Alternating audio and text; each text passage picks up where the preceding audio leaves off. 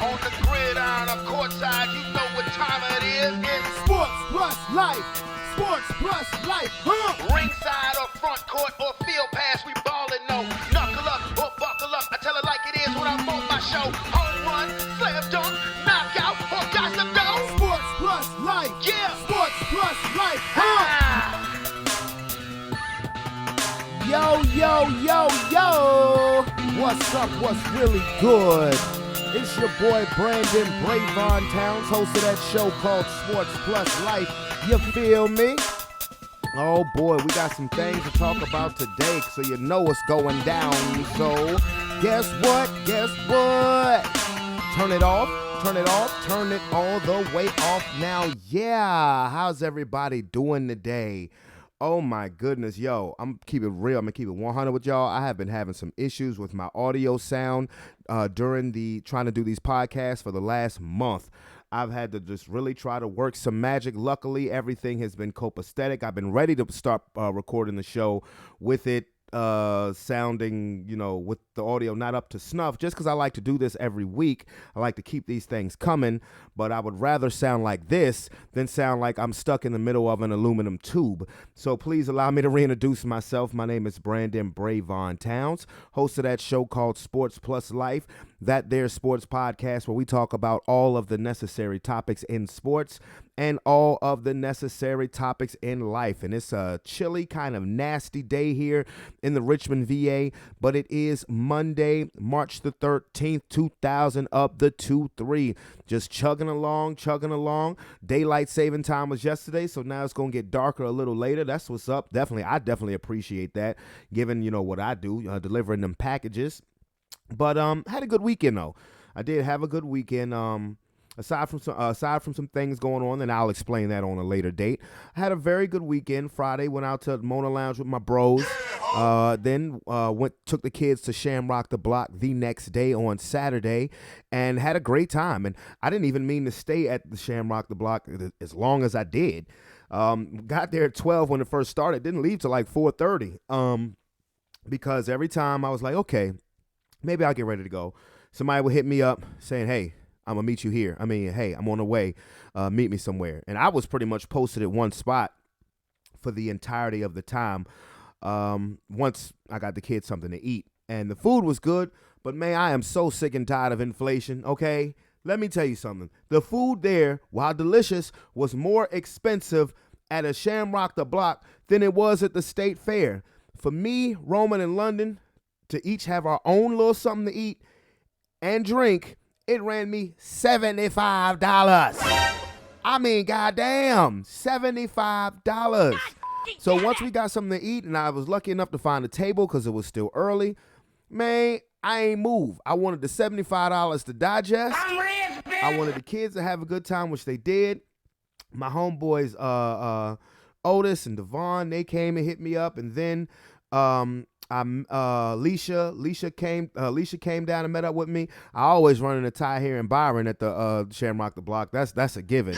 But I had a good time. And the only reason why, honestly, I left when I did, because we was having such a good time, is, man, it started being, I'm talking about weed, reefer. Excellent. There were a lot of people roasting a lot of reefer in the area. And not that I'm a hater of it, no. The smell of it started making my stomach hurt, because first I had to piss. And then if y'all listened to the last show from last week, you found out again on a funny true story from brother Sean Vance that I got them bad guts like Pops off of Friday. So by the time I found a porta potty, ain't no shame in my game, I asked the kids, y'all want to go back or do y'all want to go home? And by this time it was like 4:30, 4:45.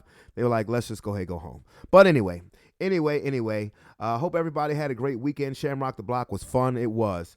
But are you guys ready for the realm of sports? I'm ready. You ready? We ready? They all ready. Let's get to it. Music is queued up. It is that time, one of the most wonderful times of the year. March Madness is upon us. The NCAA tournament starts technically tomorrow. Now, the round of the field of 68, I have to say, one of the shows I look forward to watching most in the year is the March Madness selection show. That is one I record it every year. It is one of my favorite programs. I'm just excited, the anticipation. But I have to be honest with you. This selection show, through no fault of any of the hosts, because I watched the CBS show, this may have been the worst selection show I've ever seen. Again, not because of anything CBS did wrong, but for the seeding, the ranking of the teams in the tournament. This made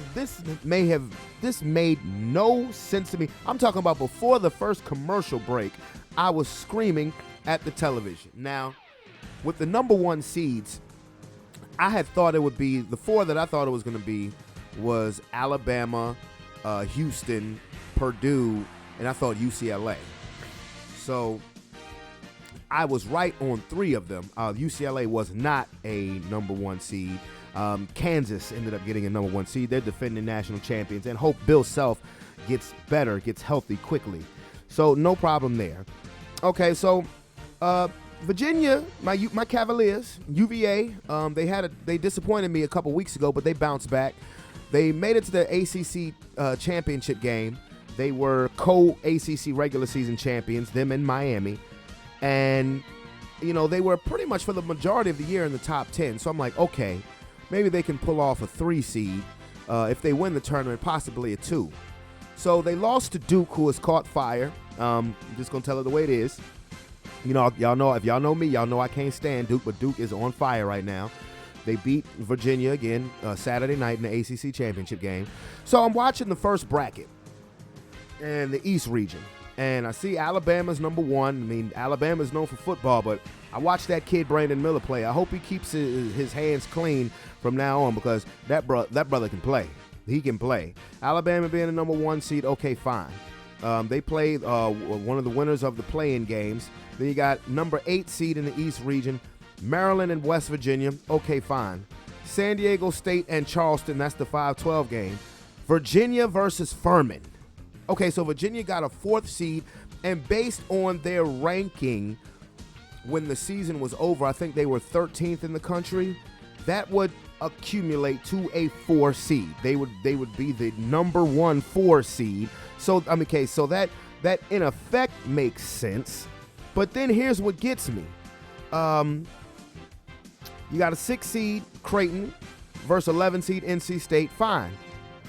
3 seed Baylor versus 14 seed UC Santa Barbara. Now this is what had me screaming.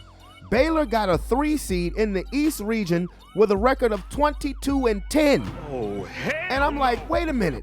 How in the hell, they didn't win their conference tournament. How in the hell does Baylor, maybe they did, I'm not sure.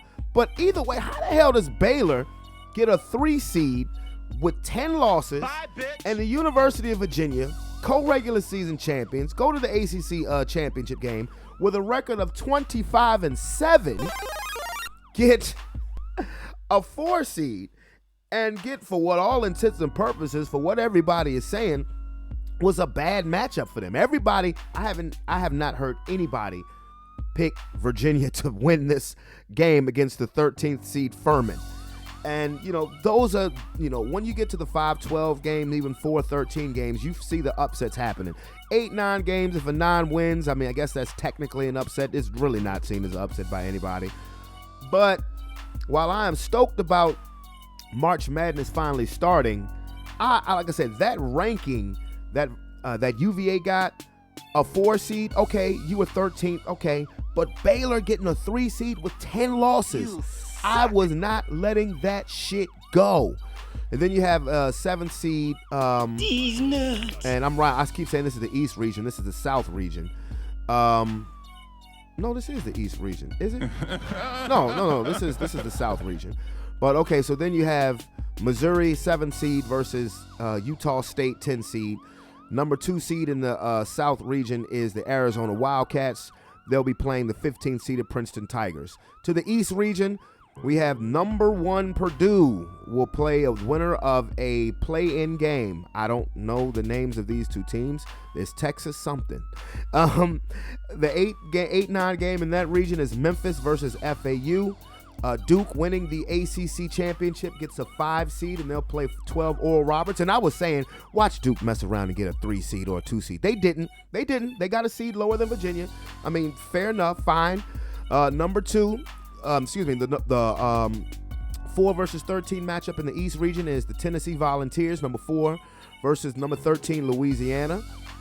And the 6-11 game will be the 6-seeded Kentucky Wildcats versus the 11th seed Providence Friars. And the 3-14 matchup will be Kansas State versus Montana State. And the 7-10 matchup will be Michigan State versus USC. That should be interesting. And the 2-15 matchup will be number 2 Marquette, who was coached by Shaka Smart, former VCU coach, when they made that magical run to the Final Four. Gosh, it's been 12 years already. They'll play the number 15 seed Vermont. Now to the Midwest region, the number 1 seed Houston Cougars. They will play Northern Kentucky. They're the 16 seed. The 8-9 matchup in that bracket is Iowa versus Auburn. The 5-12 matchup is Miami versus Drake. And I ain't talking about the rapper, but every time I see that college name now, that's the first thing I think about. Wouldn't it be funny if Drake was actually at the game? Like, y'all represent me, even though y'all ain't from Toronto. The 4-13 matchup in that region is Indiana versus Kent State. The number 6 seeded Iowa State Cyclones will play the winner of a playing game for the 11th seed Mississippi State and Pittsburgh, between Mississippi State and Pittsburgh. I know those names. The 3-14 matchup is Xavier versus Kennesaw State, The 7-10 matchup, this is also going to be an interesting game. Texas A&M versus Penn State. Penn State damn near came back to beat Purdue in the Big Ten championship yesterday. The 2-15 matchup in the Midwest region is Texas versus Colgate. And Texas, for Kansas to get a number 1 seed, Texas beat the shit out of them in their conference, in the Big 12 conference championship Saturday night. I mean, they dogged Kansas. And finally, in the West region, aforementioned Kansas, number 1, they will play Howard. They will play the 16th seeded Howard. The 8-9 matchup for that region is Arkansas versus Illinois. The 5-12 matchup is St. Mary's versus number 12 seed VCU. Now, another point of outrage here, okay? You must be out of your goddamn VCU. See, VCU would get a 12 seed when they were the champions of the CAA. Okay, they moved to the Atlantic 10, which is supposed to be a better conference. VCU is what, 27-7? And if they had not have beaten Dayton yesterday, they were the number 1 seed in the A10, the outright regular season champion. If they had a loss to Dayton, which they were doing, they looked weak in the first half. Turned on the defense and the offense in the second half. But if they had lost that game, they'd have missed the tournament outright.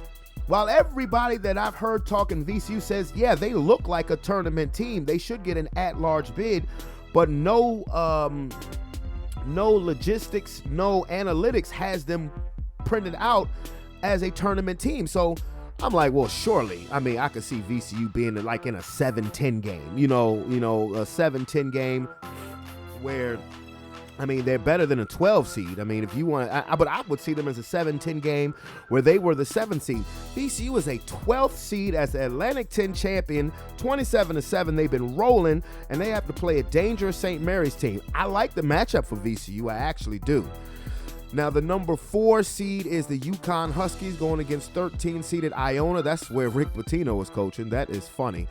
The 6-11 game, TCU, the Horned Frogs, will play the winner of the play-in game between Arizona State University and Nevada. The 3-14 matchup in that region is Gonzaga versus Grand Canyon, number 14. Grand Canyon, that college hasn't even been open long, and this is like their second tournament in the last 3 years. The 7-10 matchup is Northwestern versus Boise State. And the 2-15 game will be the number 2 seeded UCLA Bruins versus UNC Asheville. Now, okay, so there is your matchups. Again, the play-in games are Tuesday and Wednesday, which is technically the tournament.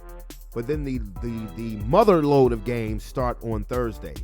One of the great weekends of the year for me. to be honest with you. And I never ever think about it to request that Thursday, Friday, and Saturday off of work. That'd be dumb. No, I'm not going to do that. Because literally all I would do is just sit in the house all day and watch college basketball. I'm interested to see what happens with my University of Virginia Cavaliers, as well as the Rams of VCU. I actually like VCU's matchup against St. Mary's. Would not surprise me if VCU got to the Sweet 16. I am calling UVA to get to the Sweet 16. Now, you could say I'm biased or whatever, but, I mean, they would be the higher seed. Obviously, they're the 4 seed. So they would play the winner of the 5-12 game between San Diego State and Charleston. Now, Charleston is good. They are good. They're another one of those 12 seeds that are like, how the hell are y'all 12 seeds? I believe they're 31-3. Charleston is very good. I would have Virginia with that lockdown defense getting to the Sweet 16 and facing Alabama. So this is the only day of the year now where I actually go get a newspaper. I will get a newspaper before I take my daughter to her Girl Scout meeting. I love filling out the brackets. I always have. You know, these are some of the times where I miss my father the most, because we would go over each other's brackets on the phone. We'd be on the phone for about 2 hours going over each other's bracket. So that's cool, but let the games begin. Tournament time. Let the games begin. So yes, college basketball. Come on, Wahoos. Come on, Rams. Wouldn't that be amazing if you had a VCU versus Virginia national championship game? It'll never happen, but or even if they both made it to the Final Four. I mean, in recent years, I've seen that happen. I mean, come on now, the Cavaliers, we cut down the nets 4 years ago.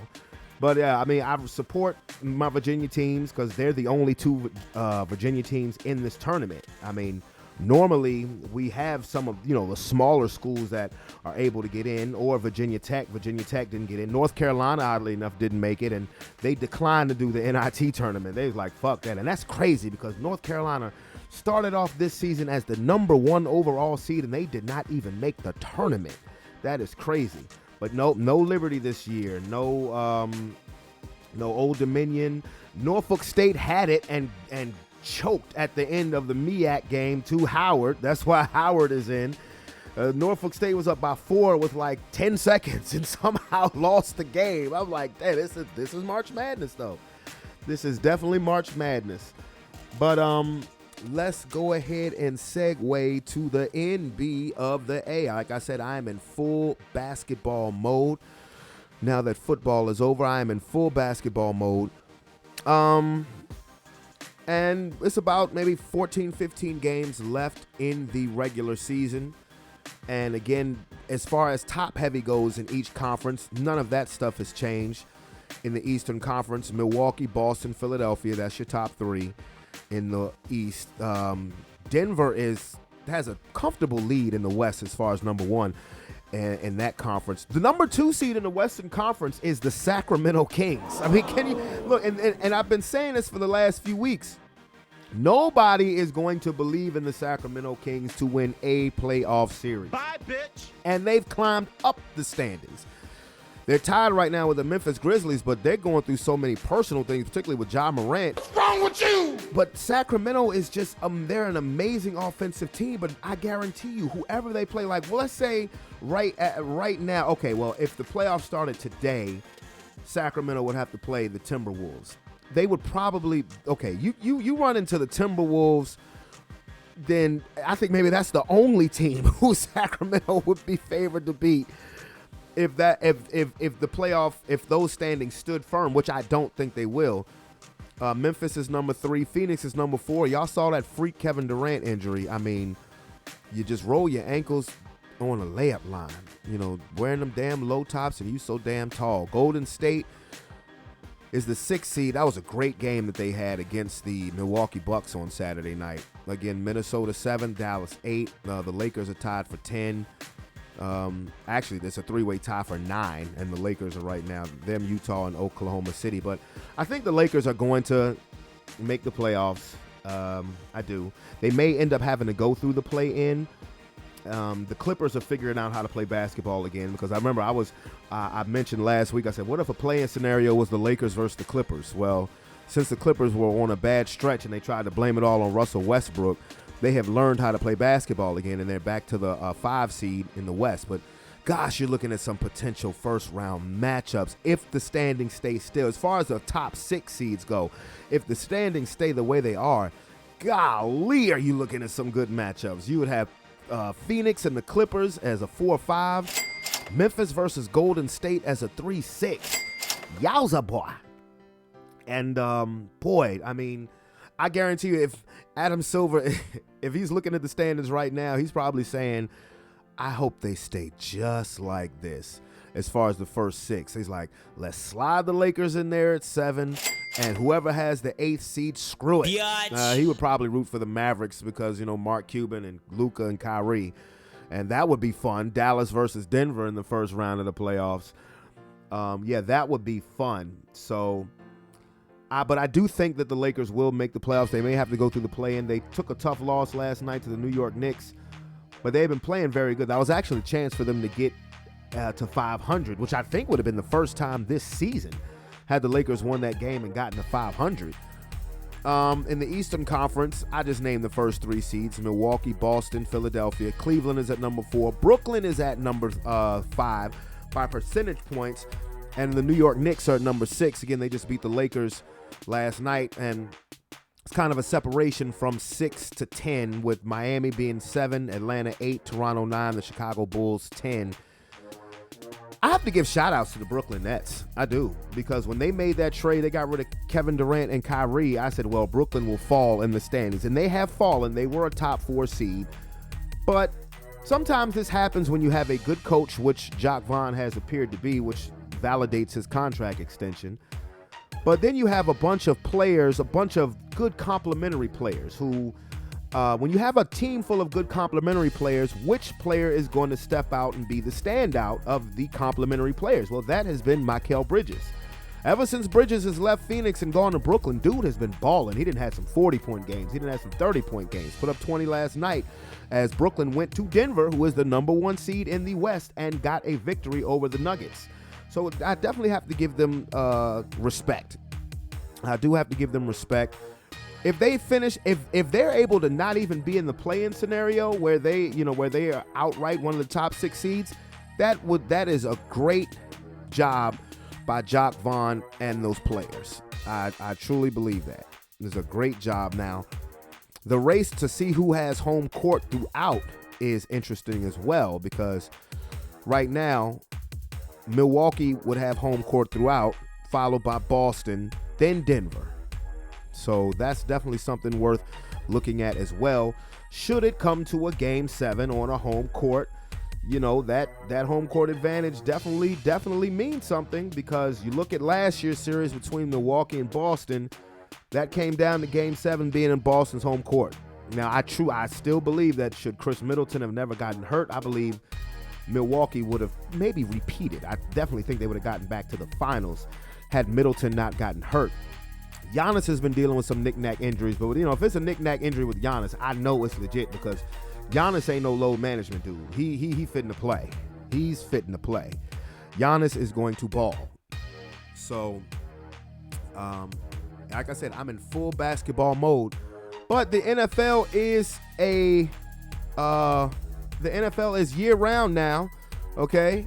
They're year-round, and we all look at what's going on now with free agency or potential free agency. And here's some breaking news. The Las Vegas Raiders have filled their vacancy at quarterback with Jimmy Garoppolo. Garoppolo is now a Raider, which makes sense because their coach is Josh McDaniels, who was the offensive coordinator at New England when Garoppolo was sitting behind Tom Brady. So that makes perfect sense. That didn't surprise me. I saw Garoppolo either going to I saw him going to either the Raiders or possibly Tampa, but Raiders, Tampa Bay, or Jets. Well, Garoppolo's a Raider. Austin Eckler has requested a trade. He has requested a trade. The Miami Dolphins acquired Jalen Ramsey, standout superstar cornerback from the Los Angeles Rams. They just released Byron Jones a couple of days ago. Now they signed Jalen Ramsey. This is going to be a Vic Fangio coach defense. So Does that mean the Dolphins are going all in? They also picked up the 5th-year option on Tua, so they won't be looking for a quarterback. I think that's the right decision to make, excuse me. But the X factor is keeping Tua healthy. Tua has to stay healthy. Also, Jason Kelce will be returning next year for the Philadelphia Eagles. That was a big subject matter to see how the Eagles are going to look with their offensive line. Kelce will be coming back. And last but certainly not least, the Chicago Bears, who had the number 1 overall pick in the draft, traded that pick to the Carolina Panthers, and DJ Moore was a part of that deal. So now if you're the Chicago Bears, things could very quietly be coming together for you. Now, DJ Moore can play. Now, would you look at DJ Moore as a bona fide legit number 1? I don't know, because he's never had a great quarterback throwing him the ball. But DJ Moore, I think, certainly is better than Chase Claypool and Darnell Mooney. And I think Mooney is pretty good. But now let's look at the Bears receiving weapons now. Now you got DJ Moore. You got Chase Claypool, who to me was a number 2. He was never a number 1 to me. Now you got Mooney, who can be a very good number 3. Think about it. He started off the year last year as the Bears number 1. But now he moves to a number 3. And you have Cole Kmet, who was a very good tight end for the Chicago Bears. So you're looking at their moves now. And you've traded the pick away. So now you know there's no question who your quarterback is going to be. It's going to be Justin Fields, which I think is a smart thing for the Bears to do. The only thing I talked about as far as trading Justin Fields, I said I would have done it for Lamar Jackson, straight up, swap. But I kept hearing people saying the Bears should trade Justin Fields and draft Bryce Young or, number 1 in the draft. Like, get the fuck out of here. Stop it. So the Bears have clearly shown you who's going to be their number 1, who's going to be QB1 at the start of the season. So that's looking good. Could DJ Moore have the type of impact that an A.J. Brown had when he came to the Philadelphia Eagles last year via trade on draft day? We don't know, because you look at Cam Newton was finished when DJ Moore got there. And DJ Moore is good. Cam Newton was finished when he got there. You had Baker Mayfield, Sam Darnold, and P.J. Walker throwing you the ball. And DJ Moore still was a beast. And now he's going to be catching passes from Justin Fields, and there are other weapons. Again, Chase Claypool, who, like I said again, remind me of Juju Smith-Schuster. He was never number 1 to me. Mooney, who will be a very good number 3. You got Kmet, the tight end. If you want to go out now, if you're able to get, let's say the Bears are able to get DeAndre Hopkins to go with DJ Moore, then now you officially go from having good skill position players to being loaded. If you're able to get Hopkins, if you're able to get Nuke Hopkins. So we'll see. We definitely shall see. So, like I said, I'm in basketball mode, but don't think I'm not paying attention to what's going on in NFL free agency. I definitely am. My Denver Broncos, they ain't doing anything special. We got Mike McGlinchey and Ben Powers. Who are they?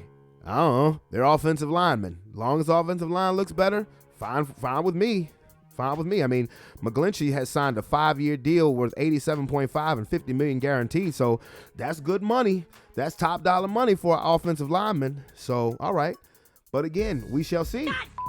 And first caller of the day is Big Calvin. What up, bro? What up, Big C? What's up, man? What you doing? Ain't nothing much, man. It's, I'm in total basketball mode. It's NCAA tournament time, baby. But now, do you have any predictions on the college basketball tournament? No. Do you know where anybody's ranked? No.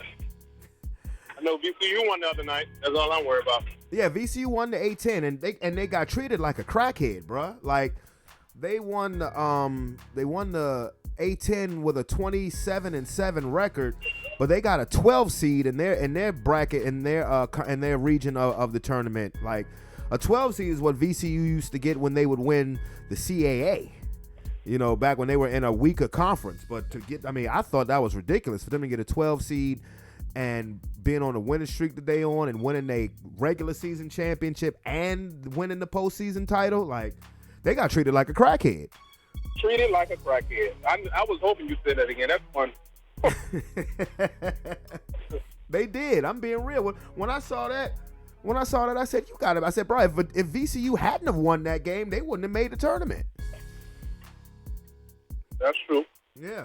But anyway, most of the callers most of my guys who I talk to on here are, are predominantly football heads.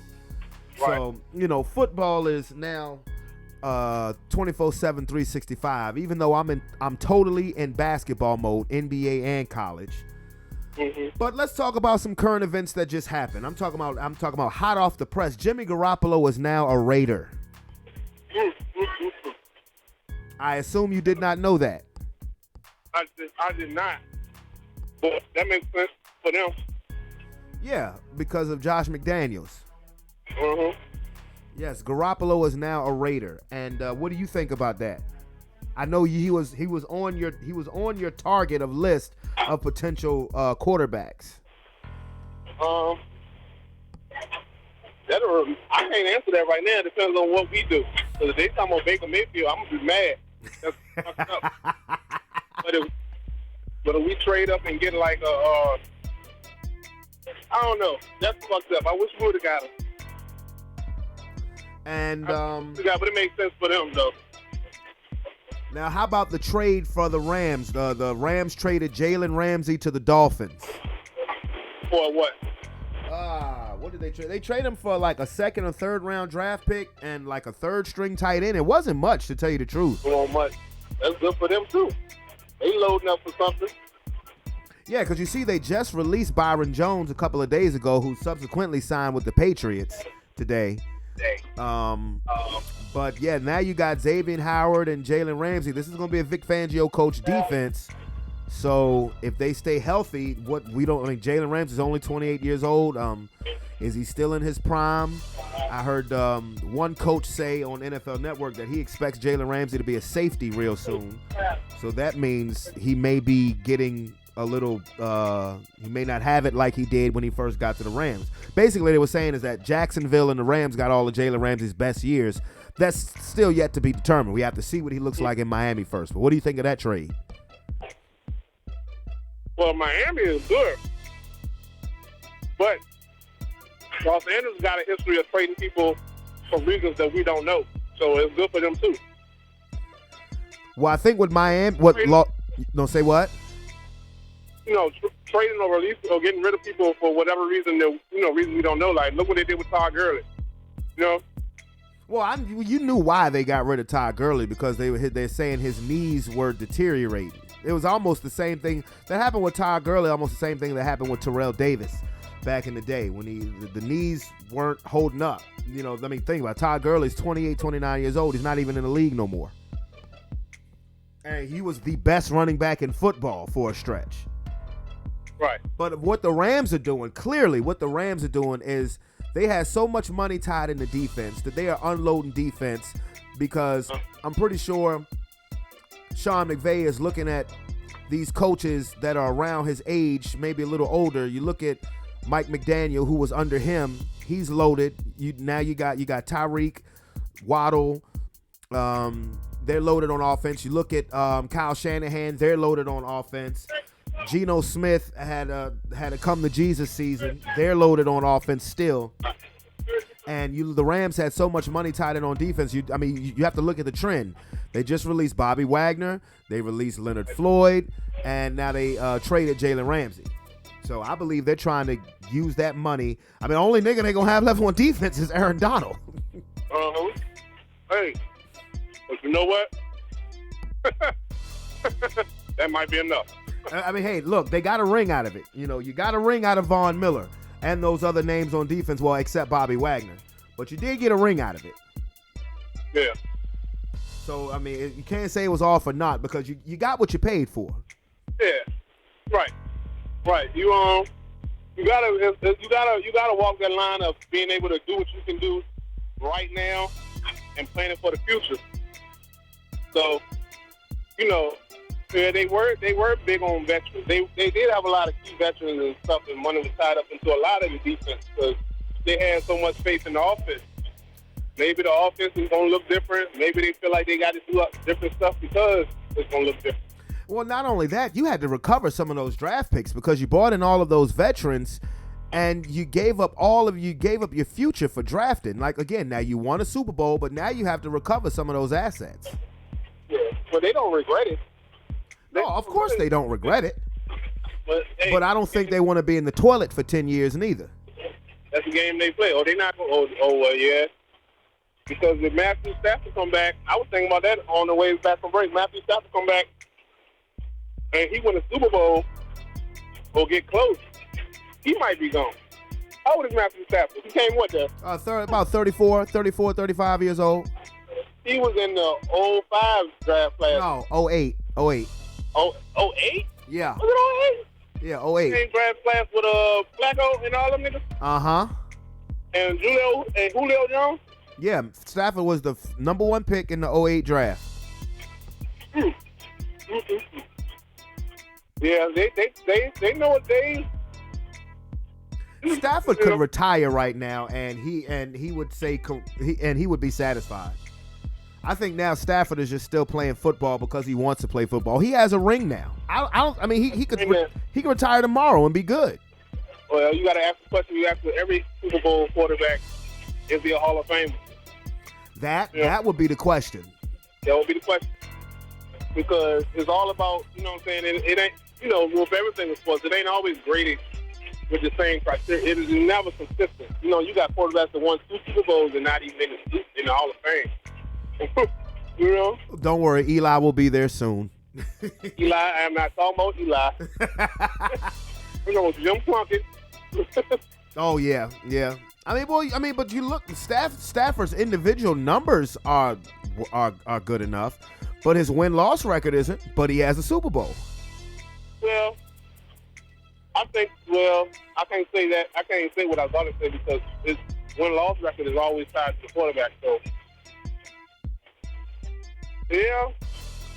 Well, let me go to the next team. Archie Manning's win-loss record wasn't that great. And he's not in the Hall of Fame neither. He not? Hell no. Archie Manning, for all intents and purposes, was not a good quarterback.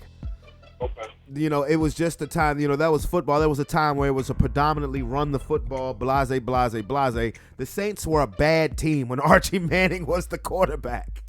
They were a very bad team. He may not have been a good quarterback, but you know how to make them. Yeah. Oh, yeah. His offspring? Now, that's a different story. That's a different story. Like, because Peyton and Eli were so great, we now can ignore the fact that their father was actually bad when it came to playing the position. He like the Tywin Lannister of the NFL. You know who that is, right? No. That's a different show. That's the daddy of the. He's the head of a house on the Game of Thrones. He's head of the House Lannister in the last. Oh, I have heard of that character name. Yes, I have heard of that character name. Yeah, and his offspring was far superior to him, and they wound up working for him. I mean, he wound up working for them in some regards. But anyway, I see what you're saying. Yeah, I mean Peyton. I mean, you know, because remember the oldest son was a wide receiver. But then he got hurt. But Peyton came in and was so great, and then Eli came in and was so great. Now they call the Mannings the first family of football. But if you look at Archie Manning's career, you're like, ooh, boy, you had some good sons. Yeah, I don't know. To me, Peyton is the best one. To me, you know. Oh yeah, by far. Peyton is the best one. Eli just had one of those. Eli just had a trait that not many quarterbacks, but they damn sure they don't have it now because they don't need it. But he had a trait that only one other person I knew, one other person worthy of note had, and that's you can hit him, you can punch him right in the face, and he not gonna blink. You know what I'm saying? Now, as far as accuracy and all that other shit, you know, that's remain to be seen because you know once he started to learn a different system, Eli kind of looked crazy.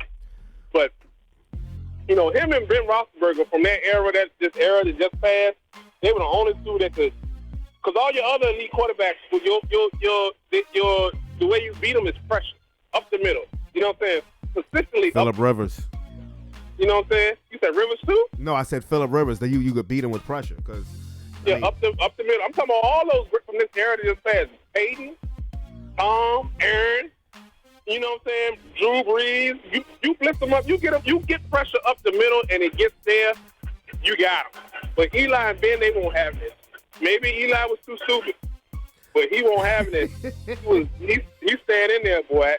Eli, see, it was like Eli when it was the playoffs. Eli just got dangerous. He was just deadly accurate in the playoffs. You know, unfortunately, the last 8 years of his career, he didn't go to the playoffs very much. But just know, like, this is how Eli was in the playoffs. If the Giants won one playoff game, they were probably going to win the championship. Hey, I got a homeboy that's a Giants fan, and he would always say, we be watching games, and he's like, oh, Eli got that look. Yep. He got that look in his face. He said, well, look, that dumbass look. Look how stupid he look. Once he get that dumbass look. Well, speaking of Aaron Rodgers, from all reports, they're basically saying that Aaron Rodgers to the Jets is a done deal. Aaron Rodgers, being the attention whore that he is, keeps saying, it's coming soon, it's coming soon. But for all intents and purposes, that's pretty much a done deal. And the Green Bay Packers just want to take that champagne on ice and just pop it when the trade is done. Yeah. They could be 4-13 next year, but they will just be happy that they don't have to deal with Aaron Rodgers anymore. Yeah, how ironic is that? It's the same shit, different. It's the same shit, different toilet. It really is. It really is. Because Favre did that shit. Had niggas fly out to his farm and shit, and pick them up, and only to have them fill them off the field a couple of weeks later. And it's crazy. It's hot. See, this is what I mean. This is what we be talking about when we say dark forces at work. Because look how repetitive that. Look how repetitive it is. It is. They'll probably mix it up. He won't go to the Vikings next year. I was just about to say that. I was like, you think after this season, you think you're gonna go to the Vikings? They're gonna have to mix it up for the people who's too old to remember. People that's too old to remember, you mix it up, they won't care. People that's not, they won't know. He probably go to the Bears. No, I ain't going to the Bears now. Oh no. I'm gonna get to them. I was gonna get to them next. They ain't going to the Bears. Oh no. Okay. Oh no. You think that? I ain't talking about this year. I ain't talking about. No. I think the Bears. I think the Bears have made the choice on who their quarterback is going to be. We can just segue over there because the Bears just traded the number 1 overall pick to Carolina, and as part of that trade, you bring over DJ Moore. Now, DJ Moore can play, and what's the main thing we said the Chicago Bears need? Receivers. I never saw Chase Claypool as a number 1 receiver. But now you got DJ Moore. Is DJ Moore a number one receiver? I would put him as a number 1 over Claypool. I think he could be. Look at he's had over 1,000 yards a few times, and you look at the quarterbacks who've been throwing him the ball. Cam was washed. Then you have Sam Darnold, Baker Mayfield, and PJ Walker, and you still out there balling. Now you put DJ Moore in a situation with Justin Fields. Now you can move Claypool to the 2nd, you can move Mooney to the 3rd, and you got Cole Kmet, who should have been a Pro Bowler last year. Now you got some weapons, and you still have draft capital. They still got Montgomery, the running back. At the running back, I believe so. I have to check the depth chart. Yeah. But now, and then think about it, and there's possible rumors that they could get DeAndre Hopkins as well. He's not going over there. Why not? This like a couple of years ago, like when he went to the Arizona, he's not doing that again. If he's going anywhere, a player like that, he probably have like a trade clause in his contract. Can we agree? Sure. But are you saying that he should want to go to a team that's like ready to win a championship, right? Right. So let me ask you something. Would you want to see Hopkins go to Baltimore if they keep Lamar? If they keep Lamar, fuck it, why not? Or would you want to see him go to, I don't know, this for shits and giggles, maybe maybe Buffalo? Hey, Dallas. Oh, I will never say Dallas because I'm a DeAndre Hopkins fan, and that would break my heart to see him end up there. Well, that might happen. What? That could happen. What? Dallas and Deion and Hopkins. I don't want it to. Yeah, And- well, it's for him. It'll be a easier fit. He's already kind of in that region. You know what I'm saying? No, And I know. Tony was talking that's about that right- last week. Right, that's right in step with the shit they do. There was a topic of conversation just last week on the show of Hopkins maybe going to Dallas. I don't want to see that happen. I don't want to see that happen. Oh, brother, but it's possible though. I know it's possible. I'm well aware of that. But you said don't say Dallas. I wasn't, but you did. That's what they do though. I know. They do. That's what they do. They don't address what's wrong. You know what I'm saying? Or okay, fine.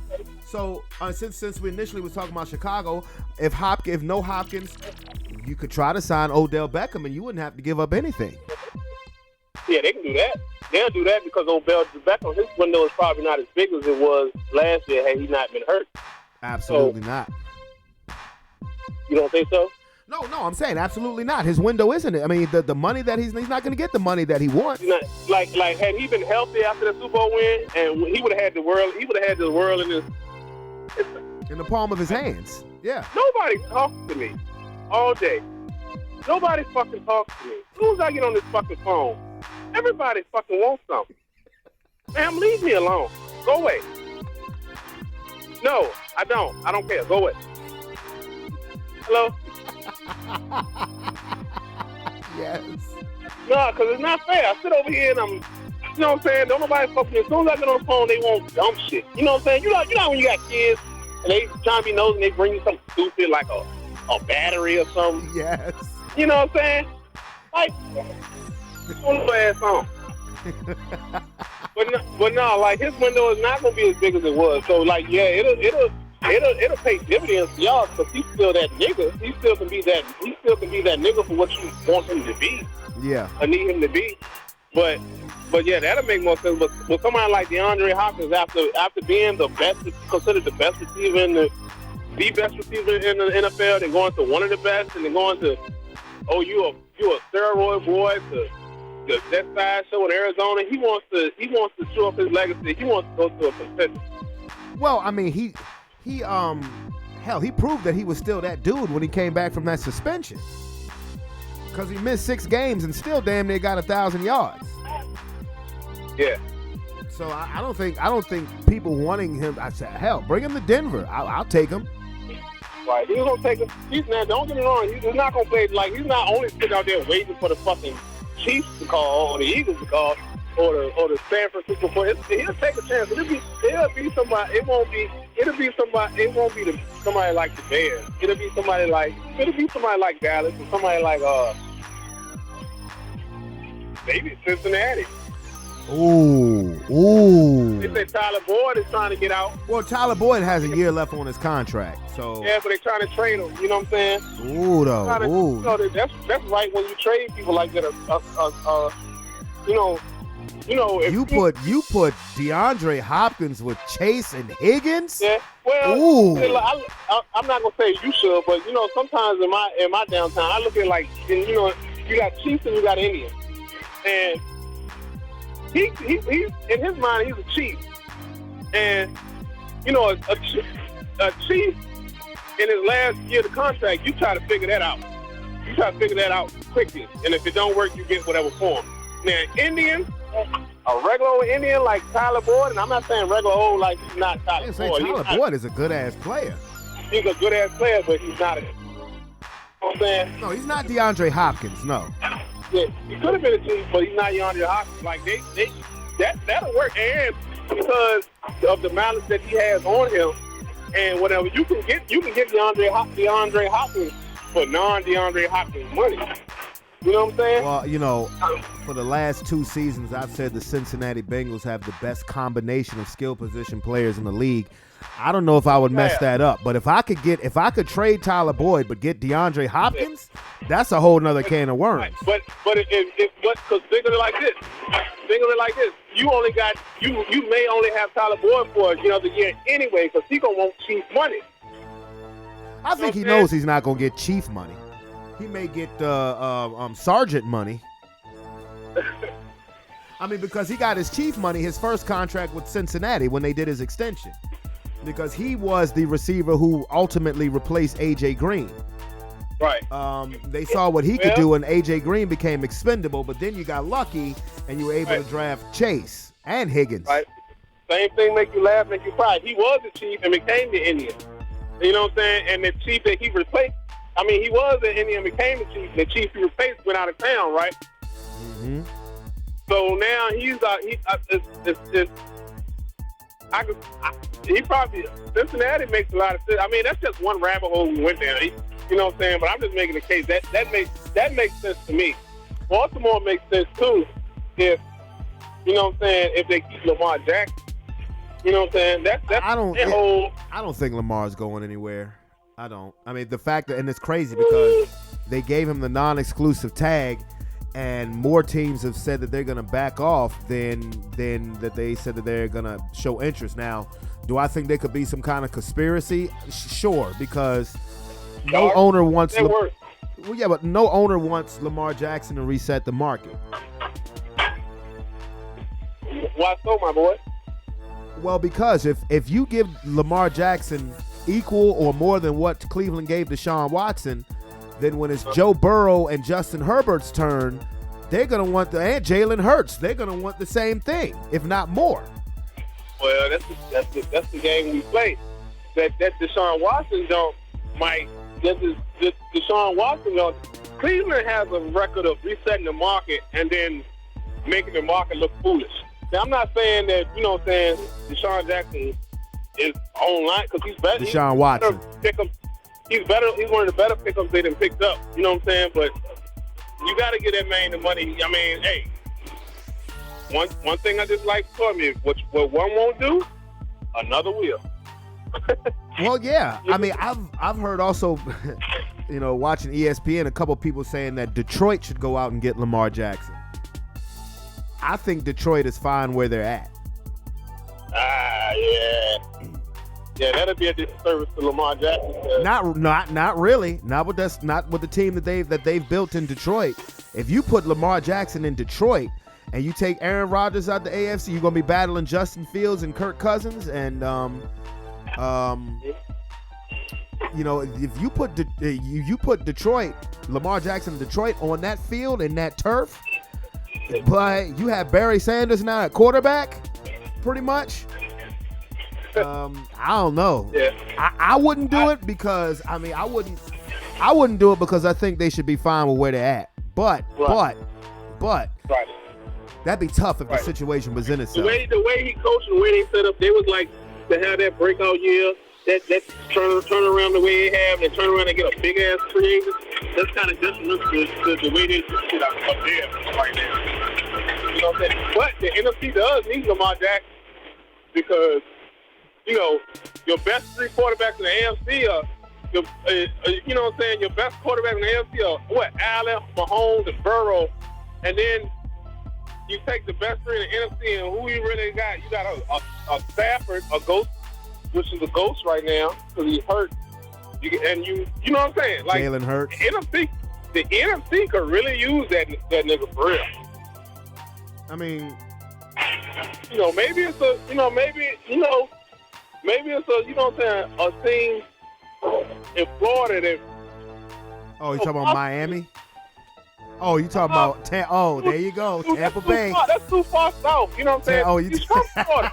He's not gonna let it go. He's from Florida. You know what I'm saying? I'm not saying nothing, Lord. I'm not saying nothing. I'm just saying, like, the NFC could really use. You know what I'm saying? If Lamar Jackson ended up in Tampa, then I believe they would be the favorites to win the division all over again. Right now, I still have to say it's New Orleans. We just shooting the shit. We're shaking the tree, see what falls. You know what I'm saying? Mm-hmm. We'll see. You know, but wouldn't it be something if he don't go to Denver, if he don't go back to Baltimore, then if a report comes out that he was running around town touching girls' booty cheeks or something, or whatever the fuck. Or something weird. Think they trying to go set it up like they did with Deshaun Watson? Yeah, wouldn't that be odd? That would be very odd. They said like he was running in food lines and licking ice cream or some shit. You know what I'm saying? That'll be interesting to see. Well, here's the crazy part is that if no team offers him anything, you know, the non-exclusive tag would guarantee him for $35 million. If they had just put the regular franchise tag, that would have been $45 million. So if no team offers him anything, he would still be getting shortchanged by $10 million. The Ravens should be ashamed of themselves. I mean, you have a otherworldly talent like that, and you treating him like he a side bitch. Like, that's crazy. You know what? That's right on step to hot. I mean, I'm not shocked or surprised because that owner, ever since that Ray Rice shit, I felt like he was on some. See, some people, it's not about race all the time. It's about their bottom line. They don't give a fuck what color you are. It's their bottom line, and it's about their ego. You know what I'm saying? And that ego that bottom line can't be touched, and that ego can't be bruised at all. You know what I'm saying? And remember that Ray Rice shit? When that Ray Rice shit came out, they did this, they did that, and they did what they thought was justified. Soon as people started to see it, it's, oh no, we gotta do something more. You know what I'm saying? And y'all, you know, and then I don't know if you remember all the shit that came out, but remember he went on, like, not telling them, but kind of press conference like, he'll never play for us again, or, you know, basically he ended Ray Rice's career. He has no problem with ending people's career. No, he didn't. Well, I have to push back on you that he didn't end Ray Rice's career. That right hook ended Ray Rice's career. Well, the right hook happened and it was recorded and they saw it. Yeah. Once that right hook got into, what I'm saying is they handled the situation and then they folded to public outrage. You know what I'm saying? Like you had it. That's kind of like you make a mistake and your job handling it, and then somebody find out and say, "Well, look, we got to fire you now." You know what I'm saying? Well, yeah, I mean, it's not a fire. It ain't like you stole from the company or you killed somebody. You made a bad judgment call. You know what I'm saying? It won't like he was riding around looking for bitches and like, "Hey, you, come here." No, she hit him first. You know what I'm saying? It was a domestic dispute, which is not okay. It's not acceptable, but it is what it is. You know what I'm saying? And he should have had some type of discipline. But once you hand that discipline out, you can't just turn around and say, "Hey, we got to do this." Bottom line, that owner is not one of the most honorable people I know. Well, I mean, this was right around the beginning of the Me Too movements. I want to say this video happened in 2013, 2014. It's almost been 10 years. So, I have to be honest, the owner, now, while the owner did not have to release him, the owner could have, they could have, sat him down for the season or whatever. It also, the business side of it is, well, is Ray Rice worth this? Because the season before, the 2013 season, he averaged a career low 3 yards a carry. Was the productivity worth the backlash that you were going to get? It's not like when Michael Vick came out of jail and he set the world on fire all over again. And even though you had, PETA and everybody else, I'll never come to the game if you sign that dog fighter. He was the most exciting player in football. Ray Rice wasn't. So just saying I'm not saying that he was very saying this. I'm just saying that the punishment should meet the crime. You know what I'm saying? And he got punished. What I'm saying is he has a record of trying to, I'll show you what's what type shit. You know what I'm saying? You talking about like Paul Stacks and whatever. You talking about Paul Stacks. I'm talking about punishment meeting the crime. What if there was a quarterback once upon a time that was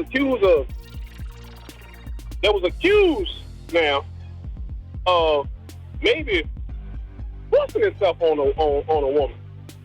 You know what I'm saying? Now, is that worse than punching her? Well, that's up to the woman. You know what I'm saying? You need to judge. But to me, I feel like forcing yourself on somebody is very, very, very despicable. Well, you know what I'm saying? And, go ahead. No, I'm just saying. I feel like that's more despicable than a fist fight. You know, at least you got. I don't disagree with that, but only thing I say about the Ravens owner, this was the same owner who was going to give Colin Kaepernick a contract until Colin Kaepernick's girlfriend came out and screwed that up. And sent out the picture with the Django picture of Leonardo DiCaprio and Samuel Jackson sitting next to a picture of Ray Lewis and the owner of the Ravens. So, but this was the same owner who was going to give Kaepernick a job. That's the one who said he was going to give Kaepernick a job. A lot of them said it was going to work him out. But, you know, Ozzie Newsome had something to do with that, too, and I would trust his judgment, wouldn't you?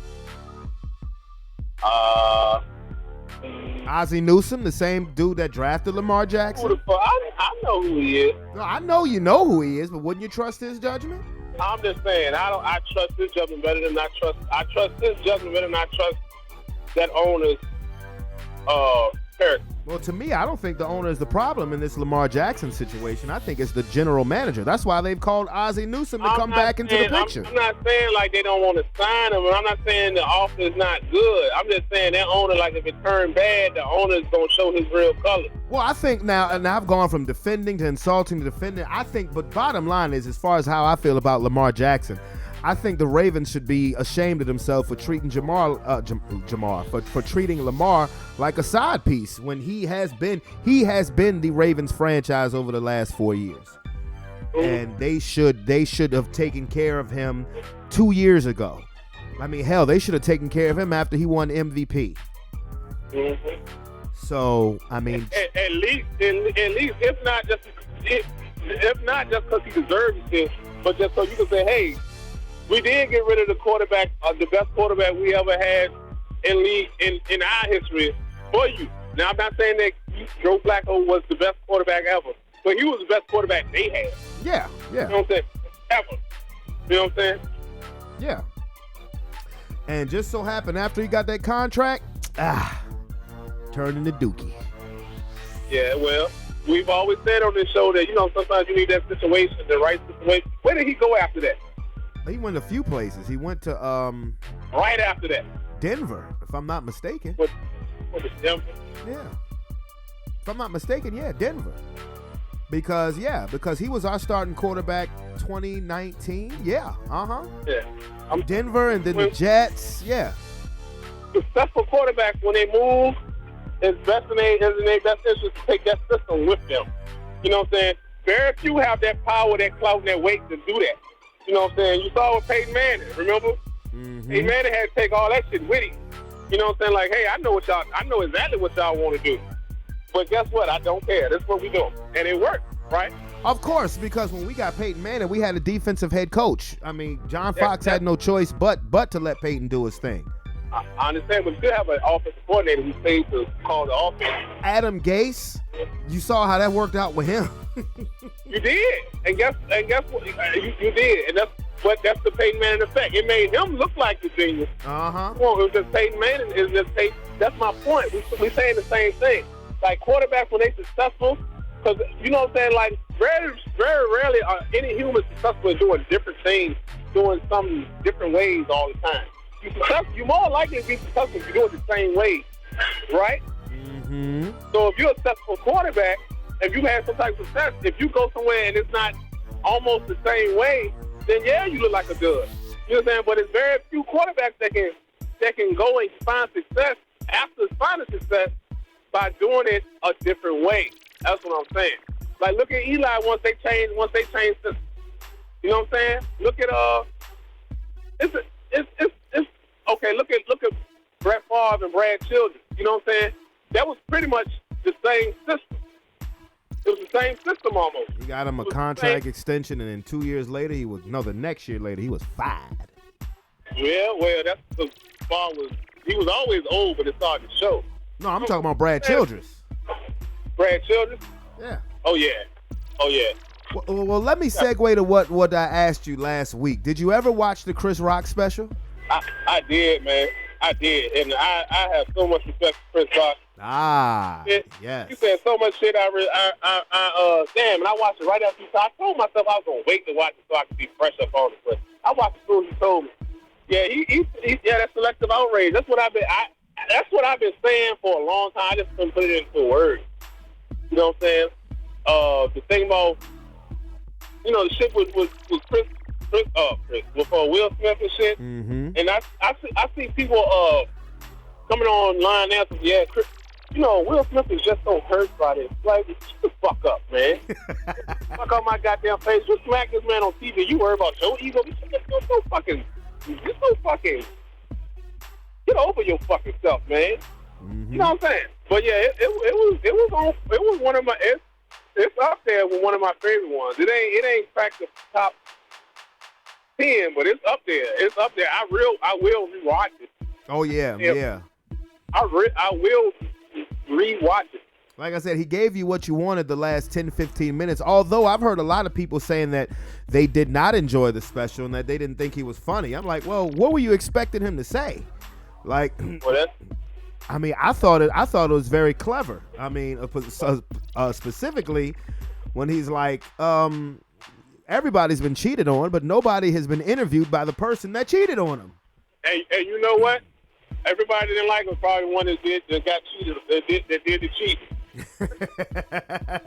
They probably did the cheating. Yeah. But that's the internet. I remember my first fucking bill. You know what I'm saying? Everybody ain't gonna like everything.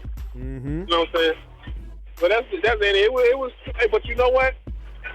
One thing about it, I can say about a comedy special, if it's funny or it make you mad, it did its job. Yep. That's right. It did its job. If it made you uncomfortable, it did its job. Because don't nothing hurt like the truth. Oh yes. You know what I'm saying? Absolutely. The truth can. Think about it. It's a comedy special. It's not a fact finding mission. It's not a State of the Union. It's a comedy special. And for you to get mad over it, you can get mad over it. And 9 times out of 10, you watch this on some type of device that I don't know if they know had some type of remote control that you can either cut the shit on, and you watch it the whole time, triggering yourself. You know what I'm saying? Yeah. like you know what I'm saying? Like when I was like from '96 on to this day, anytime another professor come on, I cut it off. You know what I'm saying? Yes. Because it triggers me. Why would I sit here and watch something that trigger me? You know what I'm saying? Who is sucking whose titties over here? Yeah, you know what I'm saying? Oh, man, I used to hate that shit when it came out. You know what I'm saying? I had the glasses, the Pro. Oh, no, they did. What? Yeah. Oh, Yeah. man. What? I went from Calvin Klein to Professor Plum. Yeah. Oh, no. And I mean that shit. Yeah. But no, but that shit, that, you know, it's supposed to make you mad. You know what I'm saying? Like, I kind of like, at my tender age of however old I am now, I flock to comedians that do shit like that on purpose. Like, I'm really enjoying Bill Burr. You know, you ever fuck with him? Bill Murray? Oh, yeah. No, not Bill Murray, Bill Burr. Oh, Bill Burr. Oh, yeah. Yeah, I fuck with Bill Burr, man. Like, some shit's supposed to be uncomfortable, you know? And if you don't, and that's the thing about comedy, if you don't like it, you can just turn it off. leave. Yeah. And I never knew that you attended Buddy Love University. I never knew that. Yeah. I understand. I get it. Now, I don't know if you caught any of the Oscars last night. You know, I don't know what the ratings look like for the Oscars. I watched the beginning of it just because I wanted to hear the smart ass shit that was going to be said in reference to last year. And, I wish I know his own, man. Your fucking buddy, fucking Sean, got me in these goddamn league. Well, league now. I've been stuck on that shit now. I wish it was on, not just I could watch it, but just like the other shit, I can cut it on and say I saw a little bit of it. Yeah, I mean, I wish I knew it was on. You know, I watched Jimmy Kimmel's first little, stand-up skit where they were basically saying, if that happens again, crowd, just do what you did last year, which is absolutely nothing. And maybe, if somebody comes up here and hits me, maybe they'll win Actor of the Year. I mean, there were a lot of cheap shots taken in Will Smith, which I expected. But as far as that goes, as far as the Oscars go, once you see like the first 5 movies that are nominated, it's pretty much those 5 movies the entire night. It is. So to say that you didn't miss anything is an understatement. Now Rihanna sung. She sung the song from Black Panther. she appeared to be struggling just a little bit vocally. Now she didn't mess up or nothing. Like the other night at the Big 12 championship game, Jordan Sparks, who I absolutely love. I don't know if you saw my Facebook. I saw that. I saw you fall apart. Oh man! Yeah, you sound like Samuel Jackson and Django when she hit that note. You like no. Hey, you was like Calvin no. Oh man, that shit hurt my soul, man. Hey, because I had my earphones in, right? You know your videos on Facebook will keep playing, they keep going down and down. Yeah. And down. And I heard your voice, and I just heard. I thought somebody had got shot. I thought something had happened. I knew it was you. I didn't know. I thought when I got back to the phone, I was going to see you scrambling to do something. It was just you was watching TV. Oh man, I love Jordan, man. And when she tried to hit that high note, and she just, that hurt my soul. I just wish that I could have seen her right after that, so I could just give her a hug and tell her how much I love her. I bet you do. I do. I bet you do. I do. Because that shit hurt my soul. All y'all niggas on Facebook thought it was funny.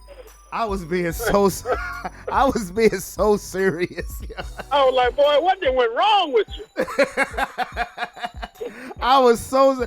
Everybody sent me the laughing emoji. I was so serious. I was really serious.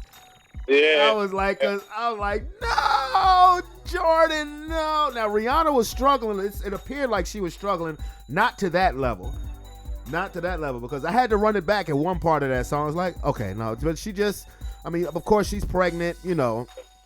She's pregnant and still, but looking, oh my God, A$AP Rocky was out there in the crowd. I just wanted to come up and get that nigga a pound. I bet he was. He was in the crowd with a wine glass in his hand. I just wanted to give him a pound, like, you lucky motherfucker. And they give him a lot of grief because he be like, oh, he's sipping wine and he on the cover, he on the cover of these magazines looking crazy. He must be risky or something. And my question is it risky to get Rihanna pregnant twice? No, I think. You know what I'm saying? Hey, look. Okay. If you can cancel all that shit. if you have the chance to get Rihanna pregnant and you only do it twice, to me you've underachieved. Listen, Rihanna is so bad. We was in here talking, and a lady said, we was talking, they were like, what if you caught your man in the bed with Rihanna cheat? What would you do? This girl said, I will break down into tears, look her in the eyes and say, what do you see in that nigga you don't see in me?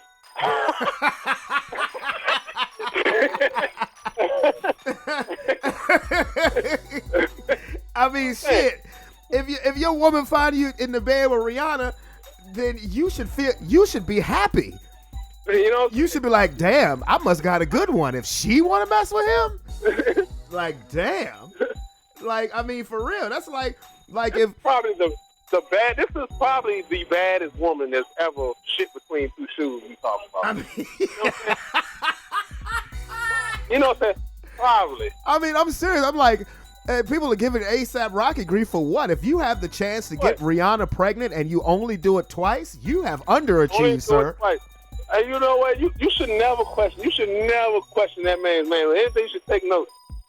Man, let me tell you something. If I had the chance to get Rihanna pregnant, bruh, we would be having the whole fucking starting lineup. You understand me? Let me tell you something. I hope he's not done. That's all I'm gonna say. I hope he is not finished. And I'm serious. I'm serious as a heart attack when I say this. She gets me pregnant. You know what I'm saying? Right. She gets me pregnant. Bro, I would change my last name. Okay. I would change my listen. Hey, look, bro. I would change my last name.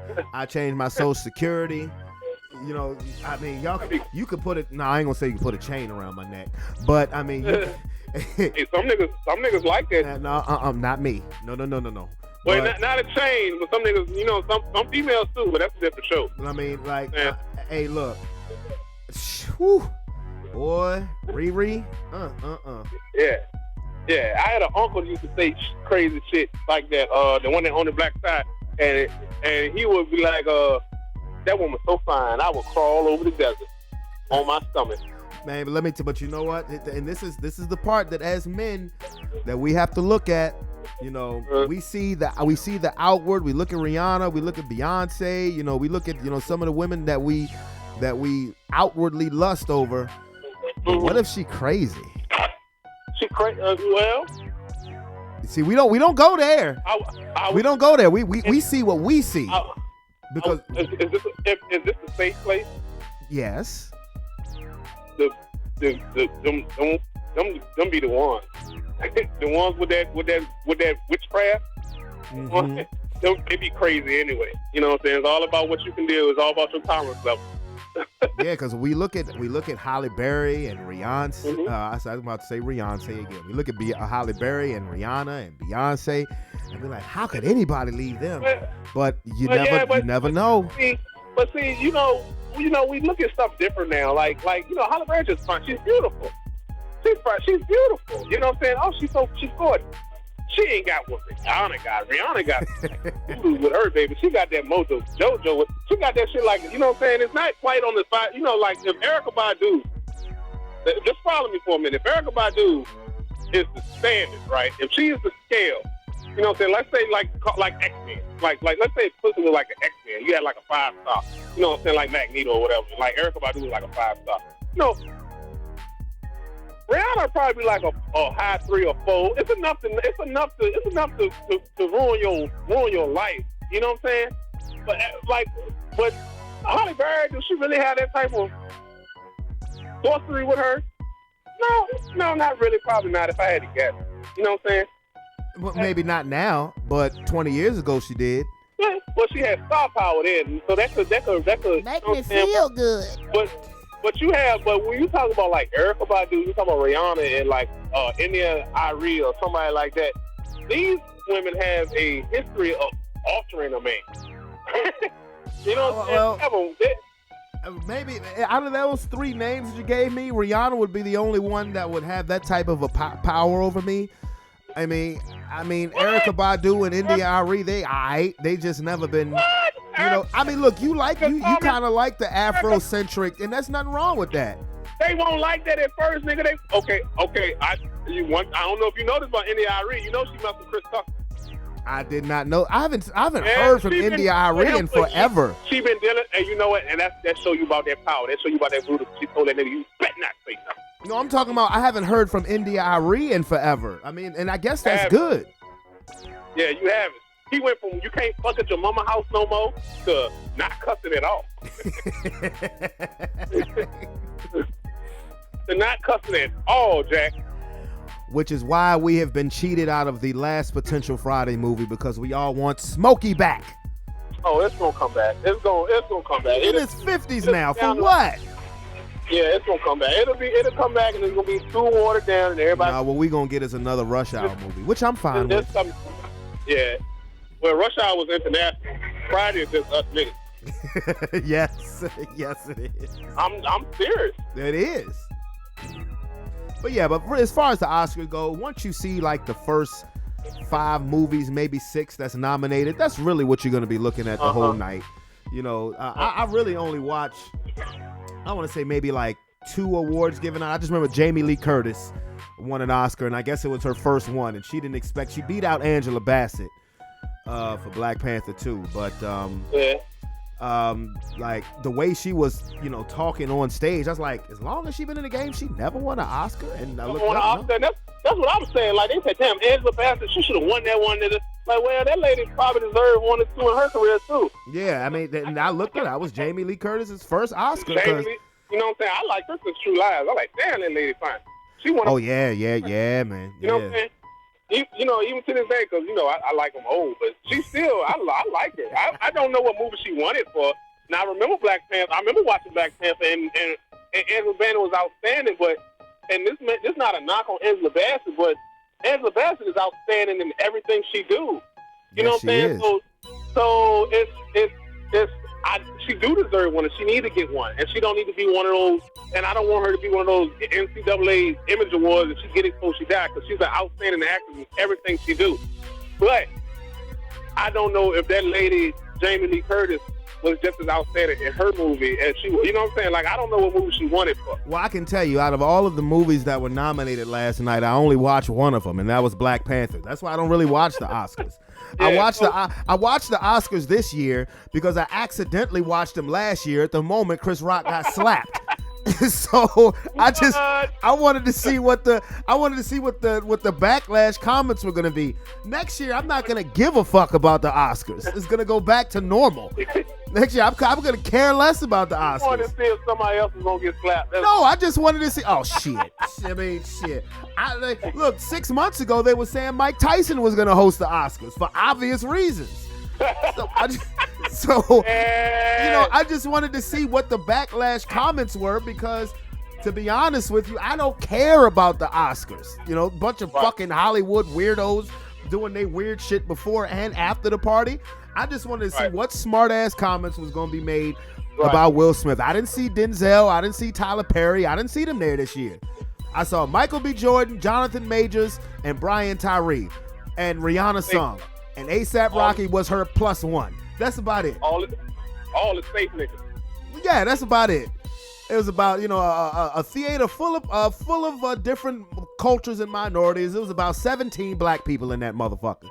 Uh-huh. So next year, now that, because now Chris Rock did his special, we had to pretty much relive. I'm sure this has been a tough last 7 days for Will Smith because he's had to relive that shit all over again. I know he's probably sitting there crying. Yeah, he had to relive that shit all over again.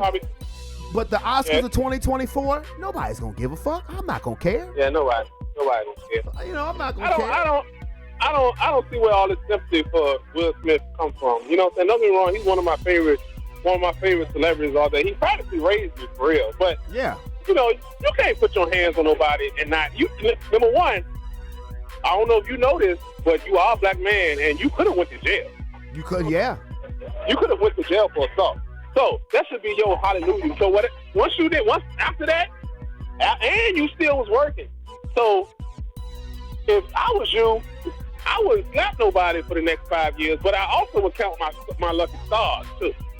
Yeah, obviously. Really? I mean, I love Will Smith too. I mean, I thought what he did was severely out of pocket. I mean, because you were emasculated by your wife and the public called you out on it. You want to emasculate another black man on a national worldwide televised event. And also, it was the first Oscars that was ever produced by a black man, and you showed your ass like that. Mm-hmm. So, and you know what? I still love Will Smith, and I remember a couple of weeks after the slap, I did a podcast saying that, because people were saying, should we forgive Will Smith? Of course we should forgive Will Smith. He's a human being. He had a bad moment. But like I said, this last 7 days, he's had to relive it. The only reason why I watched the Oscars was to see what little smart-ass comments was going to be made about him. I didn't give a fuck about... The only movie I watched was Black Panther. I didn't give a fuck about Avatar or all those other movies that was nominated. I could care less, personally. He probably was crying and probably moved a stack of $100 bills that was covering that silk handkerchief and wiped his nose in his fucking 13-room mansion and told his driver, pull out the fucking Ferrari. I'm sad. Let's go get a $100 haircut. He all right. Let him take his medicine. And he had Rihanna song playing in the background. Bitch better have my money. Yeah. Trust me, he's all right. Oh yeah. But so that's all I'm gonna say is because I've been slapped before. It never went nothing like that. He got it good. Hey, man, well, look, if I'm pretty sure your average black man, who, if they had took that slap on stage, would have been rumbling just on camera and on stage. Man, number one, it's obvious he picked the right comedian because he wouldn't have did Godfrey like that. He wouldn't have did Jamie Foxx like that either. He wouldn't have did Jamie Foxx. He wouldn't have did Ricky Smiley like that. Nope. But you know what I'm saying? He wouldn't have did. I think he might would have tried. He might would have tried Ricky Smiley. No, he wouldn't. No, I guarantee. Shit. It wouldn't have went the way he thought it was gonna go. I don't know about that, right? No, because Ricky from the South. Ricky might have cut him. That's it what I'm wouldn't saying. have went like it wouldn't have went like he wanted it to go. It won't go like that. It wouldn't have been over. And I ain't saying Ricky would have did nothing on TV, but it would have been over by a long shot. Well, Ricky Smiley came out said he said if that had been him, he would have waited. He said he wouldn't have started fighting on stage. He said, but you better believe that when I went off that stage, it'd have been a confrontation. Oh yeah, the police would have been. Authorities would have been alerted, and it ain't for Will. It ain't for Will, because because think about it, when something make you mad, and you got the presence of mind to wait. All they do is make you madder. Oh yeah. There's very rarely do something make you mad. If something makes you mad, and you have the ability to you have the presence of mind to wait and not overreact right now. If you don't calm down immediately, you already know it's going to be worse. Biological clock. You are in your biological. You getting your affairs in order. Like, who's the first person I'm gonna call when I get down? Who's awake? Yep. You know what I'm saying? Who? You know what I'm saying? Where am I leaving? Where I'm gonna leave my keys so they can come get my car? You know what I'm saying? Yeah, because you go through damage control. Especially, and if you're embarrassed, like, because the longer you have to wait, the more that embarrassment is building up. The more people are looking at you. The more people are talking about it. And you just like, I got you. You know, you just want to bust a hole through a window or something. But anyway, bro, let me get out of here, man. Just like I said, I wanted to pick your brain for a bit. So, all right. Man, you should have went to Shamrock the Block, bro. Man, cool as shit.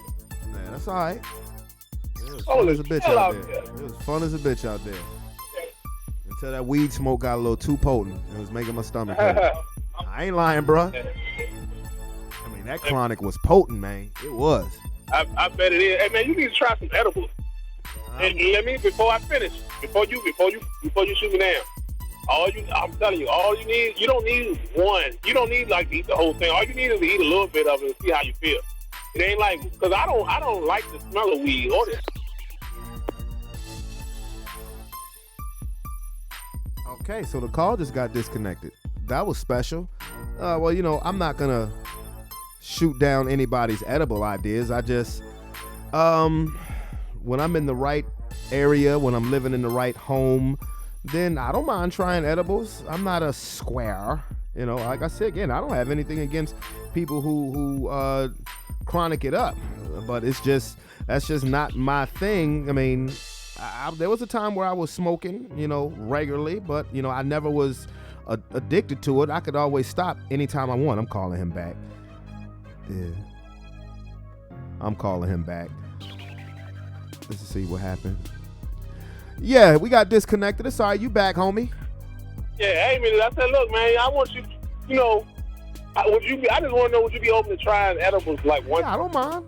I wouldn't mind. I mean, it's just when I'm in the right area as far as where I'm living at, because I know I want more space, but I don't have a problem with trying edibles. But it was potent down there, bro. You said more space. What you about to do? Huh? You said you wouldn't mind trying them if you got more space. No, I'm talking about trying them as far as like once I want to move to a better place. Okay. Yeah, that's all. Like I thought maybe when you get high, you get energetic or something. I don't know what you meant. No. But yeah, if all you need is like just, you don't gotta eat the whole thing. I wouldn't do that. You know what I'm saying? But if you just eat a little bit, and it's different, man. Like because I don't like the smell of weed. I don't like the taste of it. You know what I'm saying? I don't like the smell of it. I don't like the smell of it unless I'm smoking it. Unless you smoke it. Yeah. Because really, that's what made me ended up leaving, because I'm like, golly, that shit was getting potent. I was like, damn. Hey, that's the smell of weed driving us. Like these young folks out here, these whippersnappers. That's crazy. But yeah, I try to get you a couple of them. Just see how you like them or whatever. Oh my Jesus! Now, look, this, you hear this? He doesn't mean that, listeners. I'm just playing, just messing with you. I mean, I don't mind. I mean, I don't care. It don't really make me a difference. It don't make me a difference because I'm not. As long as I'm in a safe space area where I know I ain't gonna be doing no driving, I just want to chill, because that's one thing I hate. Hey, that's one thing. When I used to smoke on a regular basis, I used to hate having to do shit after smoking. Right. Because to me, that's a waste of weed. Right. You know, when I know, because I know if I'm gonna smoke, I know I'm gonna be in the house for the rest of the day. Because I ain't finna smoke and then have to do chores and shit. No. Right. That's how I am with everything. Like, I don't even smoking. I don't even drinking. I don't drink unless I'm at home. Now, there was a time where, like, if I was drinking, there was nothing I didn't mind doing. I know. You know what I'm saying? Like, well, let's go. You know what I'm saying? Like, we was reckless at times, yes.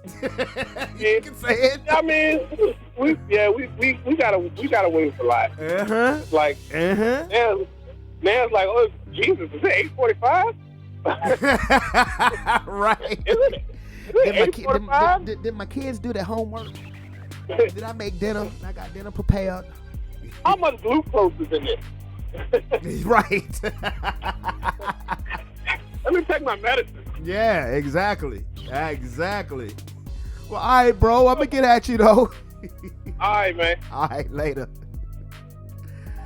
Oh, that boy a fool. He ain't lying though. He ain't lying. Now I be having to check behind myself, check in front of myself, make sure I had all my necessary stuff done before I start to cut up. Nah, man. No, because that's how I was. When I used to smoke, bro, I couldn't smoke and do shit. I can't. That's never me. To me, that is a waste of chronic. No, if I want to smoke, I would like to enjoy the side effects and have something delicious on deck and just enjoy the side effects. So I want to do nothing. I know plenty of people who they can't function without it. God bless you. That's not me. And speaking of what I was just saying in regards to Shamrock the Block, brother Sean, what it do? What it do, my boy? I was just on the phone with Calvin telling him about the Shamrock the Block. I said, man, I had to dip because the cannabis was getting a little too potent for me. Yeah, that shit was crazy. I'm on the phone, so I'm just gonna follow you around. Yeah, I was telling him, I was like, initially I just had to pee, but like it was coming from all different angles. It was starting to make my stomach hurt. Man, that was my kind of party right there. I wish. Yeah. Sean was supposed to meet me at Shamrock the Block, but he had dad stuff he had to do, so I totally understand. I'm actually coaching now. I'm actually coaching for a team too. They let me. Oh, you decided to do that? Yeah, so I gotta go get this certify myself Wednesday, and then I'll be able to really do it with her. But I did it that day too. Though. They let me go out there and help out. Go ahead, Coach Vance, or is it gonna be Coach Sean? Which one? Sean. They just say Sean. They just use first name. Yeah, okay, look at that boy. That boy ain't waiting no time getting a coach in that boy. You know, I gotta give him my skills. You know what I'm saying? You know what I'm saying? Yeah, man. And Sean was a hell of a baseball player. Trust I gotta be around her. I don't trust motherfuckers. So wherever she go, I'm going. I know that's right. I know that's right. Yeah, but yeah, that's the only reason we didn't block the Shamrock. Oh man, it was fun, bro. It was fun, just expensive as fuck, as I told you. I bet, yeah. We was gonna bring some snacks. They won't know what hell. That would have been the smart thing to do. Goddamn, I told you I spent $75. Yeah. Food. Fuck at that, man. Man, I've been, and then ever since then, I just been on a pizza kick. That's literally all I've eaten the last 2 days is pizza. Whether breakfast pizza, I got a big New Yorker last night from Pizza Hut while I was half-ass watching the Oscars and watching the Laker game. Mm-hmm. And don't let it fool you. That big New Yorker is nothing New York about that pizza. The only shit is you can fold it, but the taste, nothing like it. It just tastes like a pizza, which is great. Pizza. But that's Little Caesars. But Oh, yeah. but the name of that pizza, Big New Yorker, is a farce.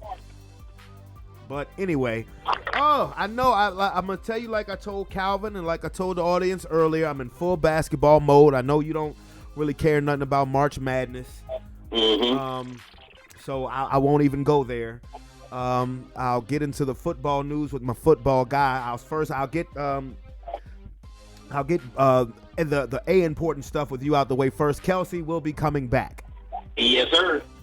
That says a lot about how they feel strongly about Jalen, and that won't just reports coming out just saying stupid shit to make him look good. Like, they really see that he's really a leader and really, doing what he's supposed to do, and they believe that he can get us where he has to be at. So, I mean, that's big. Because, Kelsey already got him a Super Bowl. Kelsey's already solidified himself in Philadelphia as the best center, or He'll be a Hall of Famer. that came through. He'll be a Hall of Famer. Yeah, he will be a Hall of Famer, absolutely. And so he has nothing else to really prove. And the fact that he'll come back one more year just to play with Jalen says a lot. So. Yeah, I mean, I think it shows how much you believe in that team. But what I don't like to hear is giving Darius Slay a chance to look for a trade. What is up with that? It's because he wouldn't take a pay cut, and they gave him the opportunity to be able to seek a trade because we are the type of people, we're not going to hold you hostage. We need the money because we need the team to pay who we got to pay. You know what I mean? You know the rules. We got to pay certain players. Absolutely.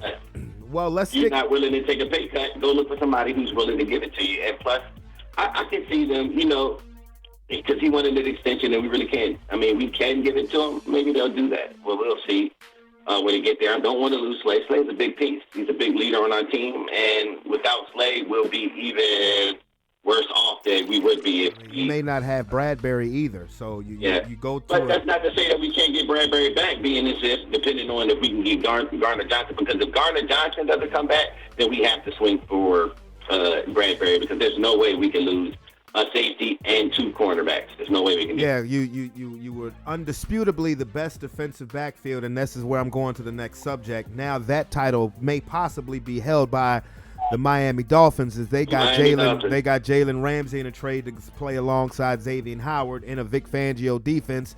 What do you think of that trade for the Dolphins? I think it was a beautiful trade for the Dolphins. I mean, you have to.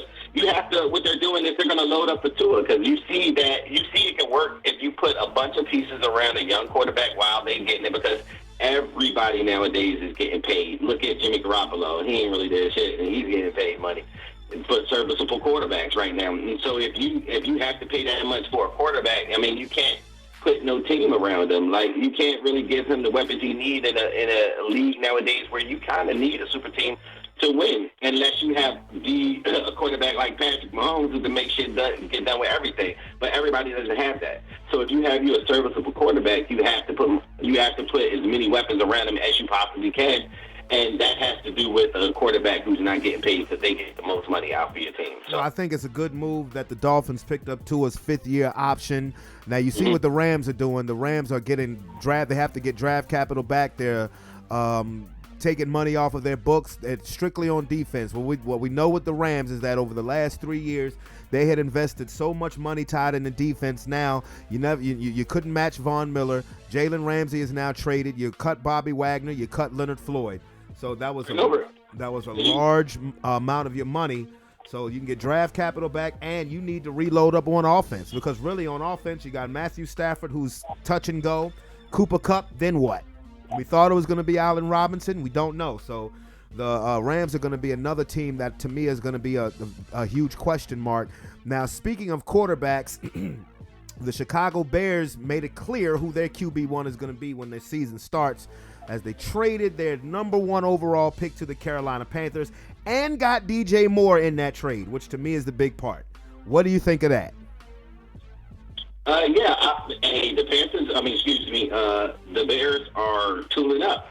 And of course, like I said, the formula now is to put as much as you can around your young star while they're on their rookie contract. And they see that that's what a lot of teams are doing. So you got DJ Moore, who's a number 1. You got Claypool, who's got to live up to him being. Well, I always thought he was a number 2, but he's where he should be now. Yeah, he's where he should be on the team with a true number 1. And then you got Mooney, who started as the team's number 1 last year, now moving to number 3, who's pretty good, and the tight end Komet. So the Bears low key.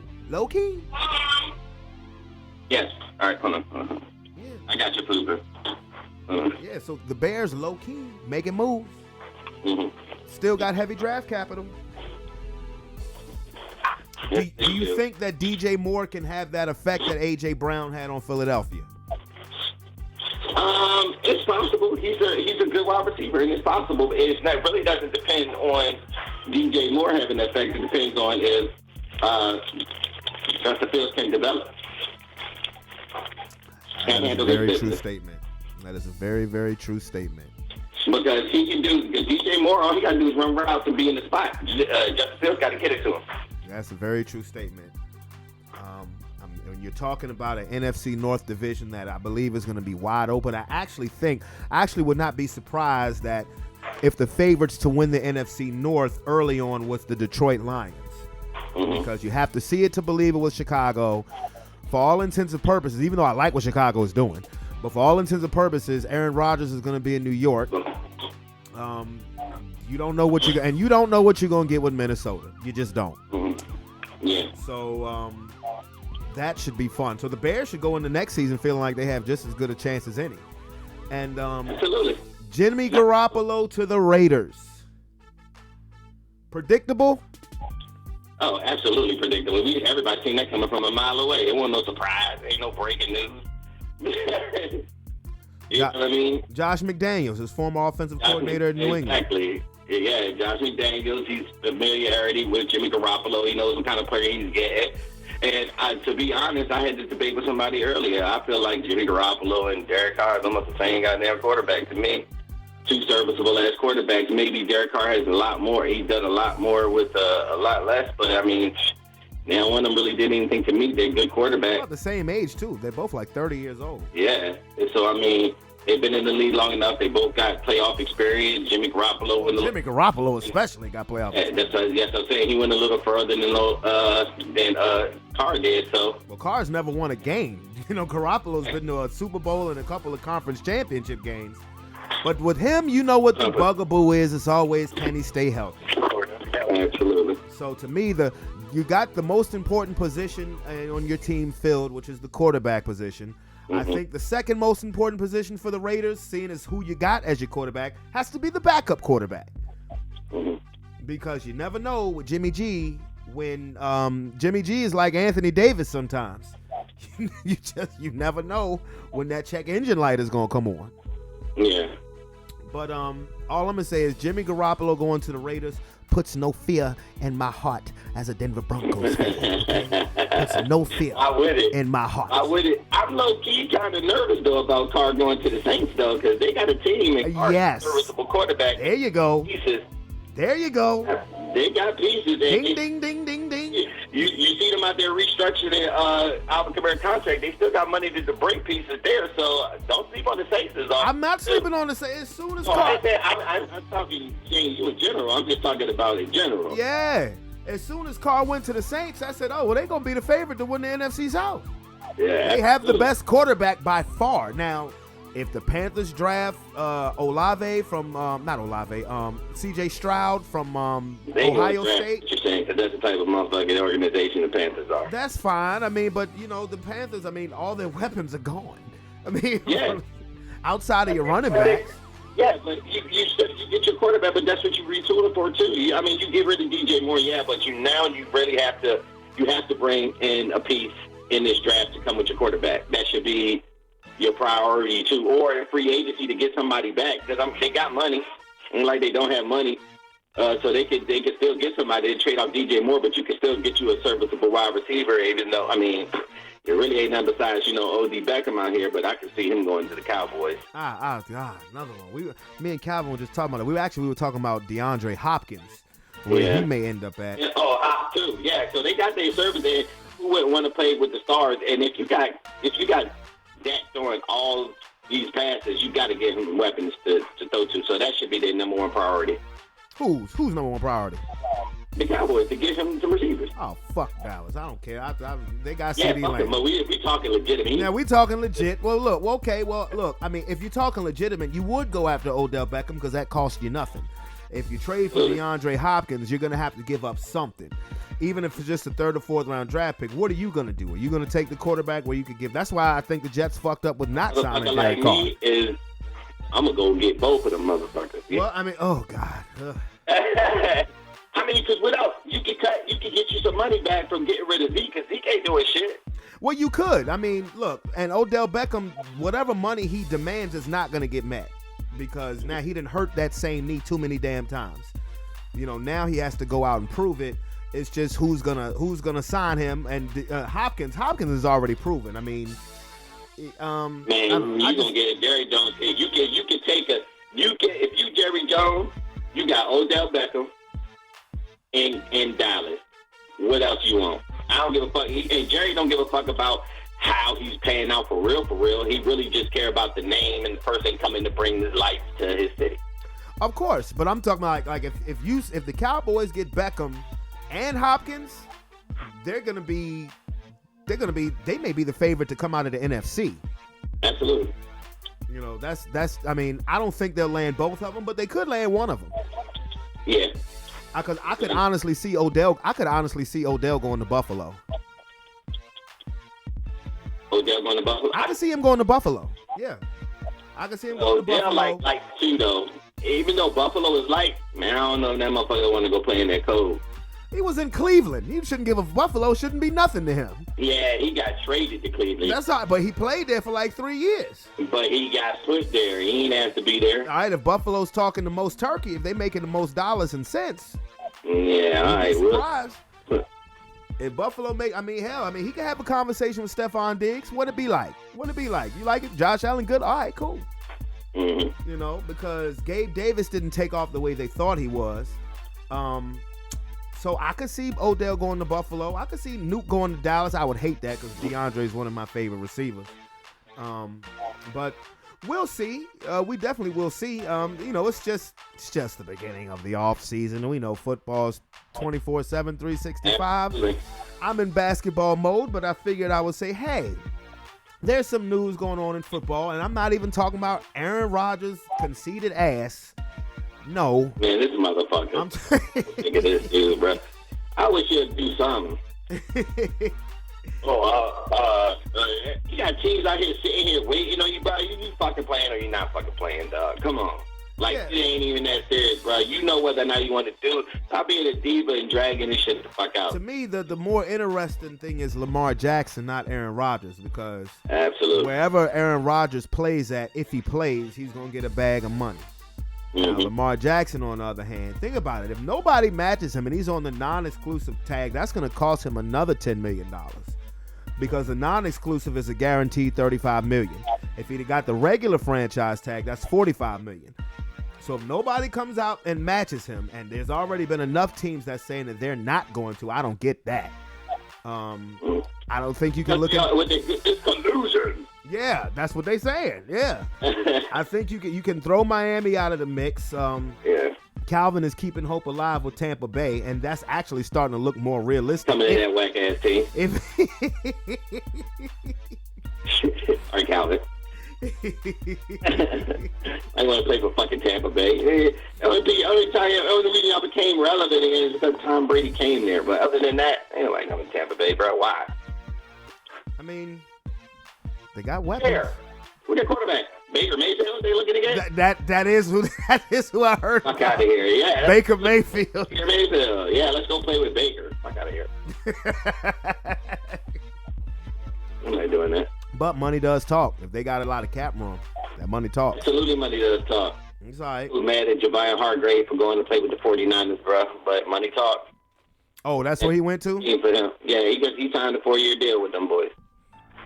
I mean, the Texans just got a wide receiver. I forget what his name was, on a 2-year deal. So who would want to play there? Why would you want to play there? But why? I mean, the shit happens. The shit happens. My uncle hit me up now talking about the combine. Look, I don't pay attention to the goddamn combine. I don't. Because, I mean, who's the best? What, you trying to find out who's the best athlete in a room? Like, who's the best athlete in a room? The combine to me means nothing. I mean, remember, they said Kyle Bowler on his knees threw the ball 70 yards, and he was trash in the league. I don't care. I mean, the perfect example is Tom Brady. Look at Tom Brady's body, and look what he turned out to be. So I could give a shit about the combine. To me, that's content. Whatever. But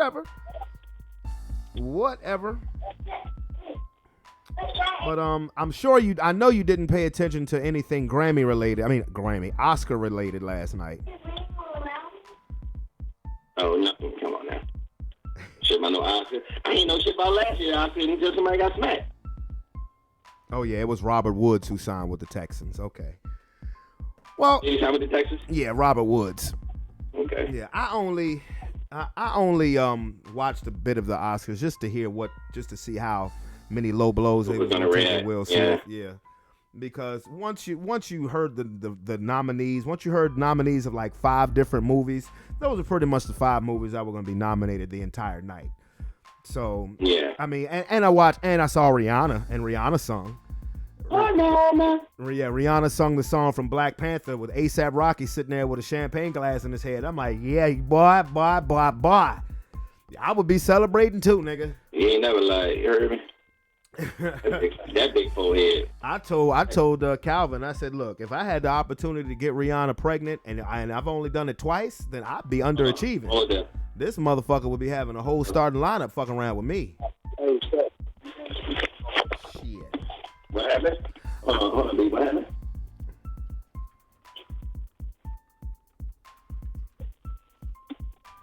What? Yeah, I play a game. I don't give a fuck. I don't care. Yeah, we don't care. We ain't playing hope. We ain't playing hope. Yeah, I'm talking to my other dudes. You know what I mean? ATL hope. ATL hope. No, what I was saying was that A$AP Rocky, if you had the chance to get Rihanna pregnant twice, you had the chance to get Rihanna pregnant and you've only done it twice, you're underachieving, sir. I don't know what you're doing, sir. Shit, I would be pumping the whole starting lineup at her. Shit, I ain't lying, bruh.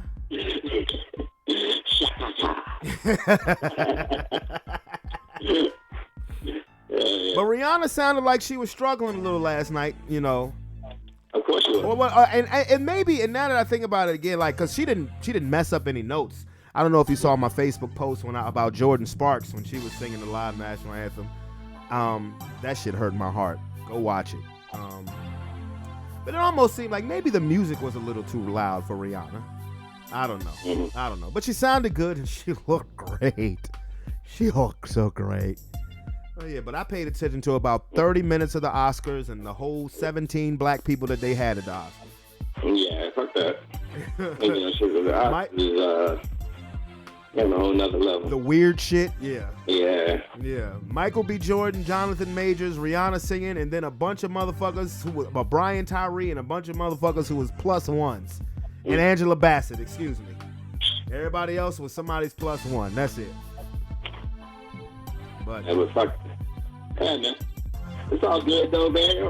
I mean, as long as Jonathan Majors out here doing this thing and Michael B. Jordan, because I still got to go see that Creed shit. Oh, that shit. Go see it. Yes, sir. Go on to-do list. Yeah. I saw it the day it came out. That shit was worth it. Can't do too much with these children. These children is I can't trust them to watch paint dry. I get it. But no, I did. I went to go see Creed when it came out. That's a good ass movie. Yeah, I know it's good. I know it's good. The first one was good. I know this shit will be good. All Rocky shit be good. You know, that's a franchise of Rocky, so that's my type of shit. But Rocky's not in this one. Yeah, you're not. Yeah, I mean, well, they switching it over. I mean, you know what I mean? Yeah, but no, it's good. Like, this was the first weekend was the highest any sports movie ever did. Ever. Yeah. Like, so. Michael B. Jordan, bro. Yeah, he got his dough. They got 2 of the hottest Hollywood names. Yeah, man, bro. Jonathan Majors is Jonathan Majors has amazing range. All the women at that damn movie theater. Are you joking? Because I'm gonna be honest with you. I mean, because I'm a Michael B. Jordan fan. Jonathan Majors is better as far as actor. His range is amazing. Yes. You see the movie theater? Yes. Yes. Are you joking? Yeah, his range is way better, bro. And he plays all of his roles to the T, bro. To the T. I don't know if you've seen the Ant-Man movie, but yeah. I see that too. Yeah, but his range is amazing. Like you see he goes from Kang the Conqueror and Ant-Man to street nigga. And creeps a straight up street nigga. Yeah, well, it ain't hard to be a street nigga. That ain't no action. You heard me. Well, look. Jonathan Majors went to Yale. So, he ain't a street nigga. And that's what I say. It may be hard for him to be a street nigga. I mean, he might have been a street nigga, just smart and went to Yale. You know? A brilliant street nigga. Brilliant street nigga. Them the words you gotta watch. Hey. Them the ones right there. Them the real ones. Yeah, the brilliant street nigga. That's the one that America's afraid of. The brilliant street nigga. Yeah, they get killed every day. You can't keep them here. I'm trying to have a good America. You know what I mean? They don't want no good America. I mean, just to be honest, because black people don't give a shit about shit, bro. I don't give no fuck. Oh, don't give a fuck about nobody else. As long as you don't fuck with our shit, bro, we don't give no fuck. Yeah. Just let us be, bro. That's all we want. Let us be. Don't chill, bro. It's ignorant motherfuckers in all societies, all walks of life, bro. Ain't got nothing to do with everybody, bro. But as a whole, we don't get no fucks, bro. Just let us chill, bro. That's all we want. Facts. But I just wanted to pick your brain. I know I wanted to talk this football shit with you. Yeah. Hey, if you're bored on Thursday and Friday, man, watch some of that NC2A tournament, bro. Like, no. Fuck, man. Man, watch some of that Kiss College basketball. Gamer, I'm never bored, nigga. I'll be in here shooting motherfuckers. Call of Duty. I'll let you bored. All right, see, I'm glad he cleared that up. Because I've been there shooting motherfuckers. I don't want nobody knocking at your door. You said on the podcast you be shooting people. The first thing I said is I'm a gamer. No, I know. Yeah. I don't want nobody coming and got FBI. Yeah. Oh, you're coaching softball too, huh, sir? Yeah, while I'm in my draws and shit, shoot me while I'm playing Call of Duty. Oh man, hey, look. You know, the March Madness is one of the wonderful times of the year, man. They treated VCU like a crackhead, like a $2 hoe with the rankings they gave them. They did some fuck shit to Virginia too, but Virginia and VCU represented. They did. On the women's side, Virginia Tech's the #1 seed. I'm like, okay, all right, Lady Hope Keys. Look, these kids are crazy as hell. This girl be working and shit like that. I'm sitting like right here, and but the side's coming to get me, tell me to take me to work. They go get her. I don't know what to do, bro. That's all right, man. Keep shooting niggas on Call of Duty. Make you feel better. Man, hey, look, man. Gotta do something to keep in mind. I'm about to go downstairs. I'm about to go downstairs and put a throwback on. I'm gonna play GoldenEye, nigga. Golden fucking. Well, if you don't come up to the times, bro, at least you could be on there talking to a nigga online. Well, I'm gonna play DK mode GoldenEye. How about that? All these goddamn look. The fucking thing about it is that you can still play your old games on this new shit, bro, and still have new shit. Listening audience, this is why I said that, because the reaction that I got out of him is just what I was looking for. I knew he was gonna say this. Man, that's crazy, bro. Like, get with the times, nigga. See, I knew that was coming. Get with the times, nigga. Well, I mean, it's really gaming. Like, yeah, nigga, you can still play Mario on the Xbox One, nigga. I mean, when it's Switch or something, nigga. Tell me you can get online and talk to me. Sean wants me to join him in his online games. Like Calvin was just. I didn't say you had to join me. I'm just saying, nigga, when you do that. Calvin was telling me about the leagues that you got him in. Yeah, he in a Mad League. He in a Mad League with us right now. All right, that's what's up. Yeah, so you can socialize with us, bro. I know this nigga ain't talking like I'm not a social person. I'm a very sociable person. I'm gonna kick you out. I said with us. I ain't saying okay. I know you social, DJ. You everywhere, church boy. Hey, oh boy, was that an insult or was that a compliment? No, I'm messing. He said, "I know DJ Church Boy." Oh, that's you just put it together name, DJ Church Boy. DJ Church Boy. Hey, oh Lord. DJ Church. Nah, I play too much cussing to be DJ Church. Yeah. For God. Yeah, I play my one problem that I have DJing is I don't like to play unedited. I don't like to play edited music. Oh my goodness. Yeah, that's something I definitely got to work on. But anyway, I'm gonna get at you, bro. I got dad shit tonight, so I gotta take London to a Girl Scout meeting. Absolutely shit. I got coach tomorrow, bro. This is my day. Hey man, we girl dads, man. Girl dad, boy. I still got toenail polish on my feet right now. I wouldn't have told that to nobody. Man, look, man, I'm a girl. I don't give a fuck, nigga. I'm a girl dad too. Nigga run up on me, get beat. You need to buy some cookies, nigga. Buy some cookies. With these shining, shimmering toes. Buy some cookies, nigga. I need you to buy some cookies.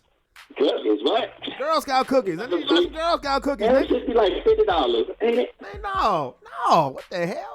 They're like how many? What? Like $4 a box. I'm gonna buy some cookies, but when it's time for me to goddamn sell some shit, nigga, you better buy them. I will. Yeah, I ain't goddamn it. I probably what y'all selling stuff for the softball team. Don't even come to me unless you got Thin Mints and Samoas. All that other. Bruh, it's $4 a box. Of course, they got the Thin Mints and Samoas. $4. $4. $4. Oh, damn. And this is coming from the person who calls me cheap all the time. Yeah, for sure. He He calls me cheap because I buy store brand shit. I don't give a fuck, nigga. Yeah, nigga, you the first nigga I knew that brought me some chips that really said chips on the bag. I like seeing no shit like that, bro. I won't go eat those, bro. That nigga brought the chips that said chips. I said, bitch. And he don't even know that he ate them. They ain't had no, look, there was no flavor, they ain't had no name. It was original. Yeah. When you see chips in the bag is yellow, that means that's original. I know it's original, nigga. They didn't even have a fucking company name on it. I ain't know it was. Nigga, if you see a bag that says chips and it's dark green, that's sour cream and onion. If you see chips that say light green, it's salt and vinegar. You can't use Lay's logic with the chips that they had no goddamn name on it. And he don't even realize that he still ate some of them. Couldn't tell the difference. You can't tell the difference between store brand and the real shit. I ate it, but I ain't. Nah, he ate it, y'all. Don't let him. He did say something about the chips. He said, "Nigga, what brain said nigga? It just says chips." But he ate them though. No chips. He ate them. Couldn't tell the difference. Bro. I drink coffee from Starbucks. How dare you? Okay. All right. I'll use my credit card. I'll use my credit card. Would you believe me if I told you I got 2 of them? Yeah. No, actually I got 3. Fuck. Damn, I need to get rid of one of them motherfuckers. Anyway. All right, bro. All right, my bro, though. I'm going to get at you. Thank you very much. Thank you very much. Later, bruh. All right, bro. Oh, my broski. Hey, once we get into talking shit, that could have lasted forever. But anyway, with that being said, with a buzzer. What was once a nasty-looking day has now, the sun has started shining in the Richmond of the VA. But I do have some dad stuff that I have to do, but I'm going to go ahead and edit this stuff out first with this podcast. But I hope everybody has a wonderful day. I didn't give my shout-outs like I did normally, so I will do them now. Shout out to my Black and Gold fam and my fam in general. Definitely don't forget to hit that subscription button and become part of the Sports Plus Life family. I hope everybody has a blessed and wonderful weekend. It is March Madness, baby. Let the madness begin. Let's watch that college basketball. It's your boy Brandon Brevon Town, Sports Plus Life. I'm out this beer. Peace, and I love you.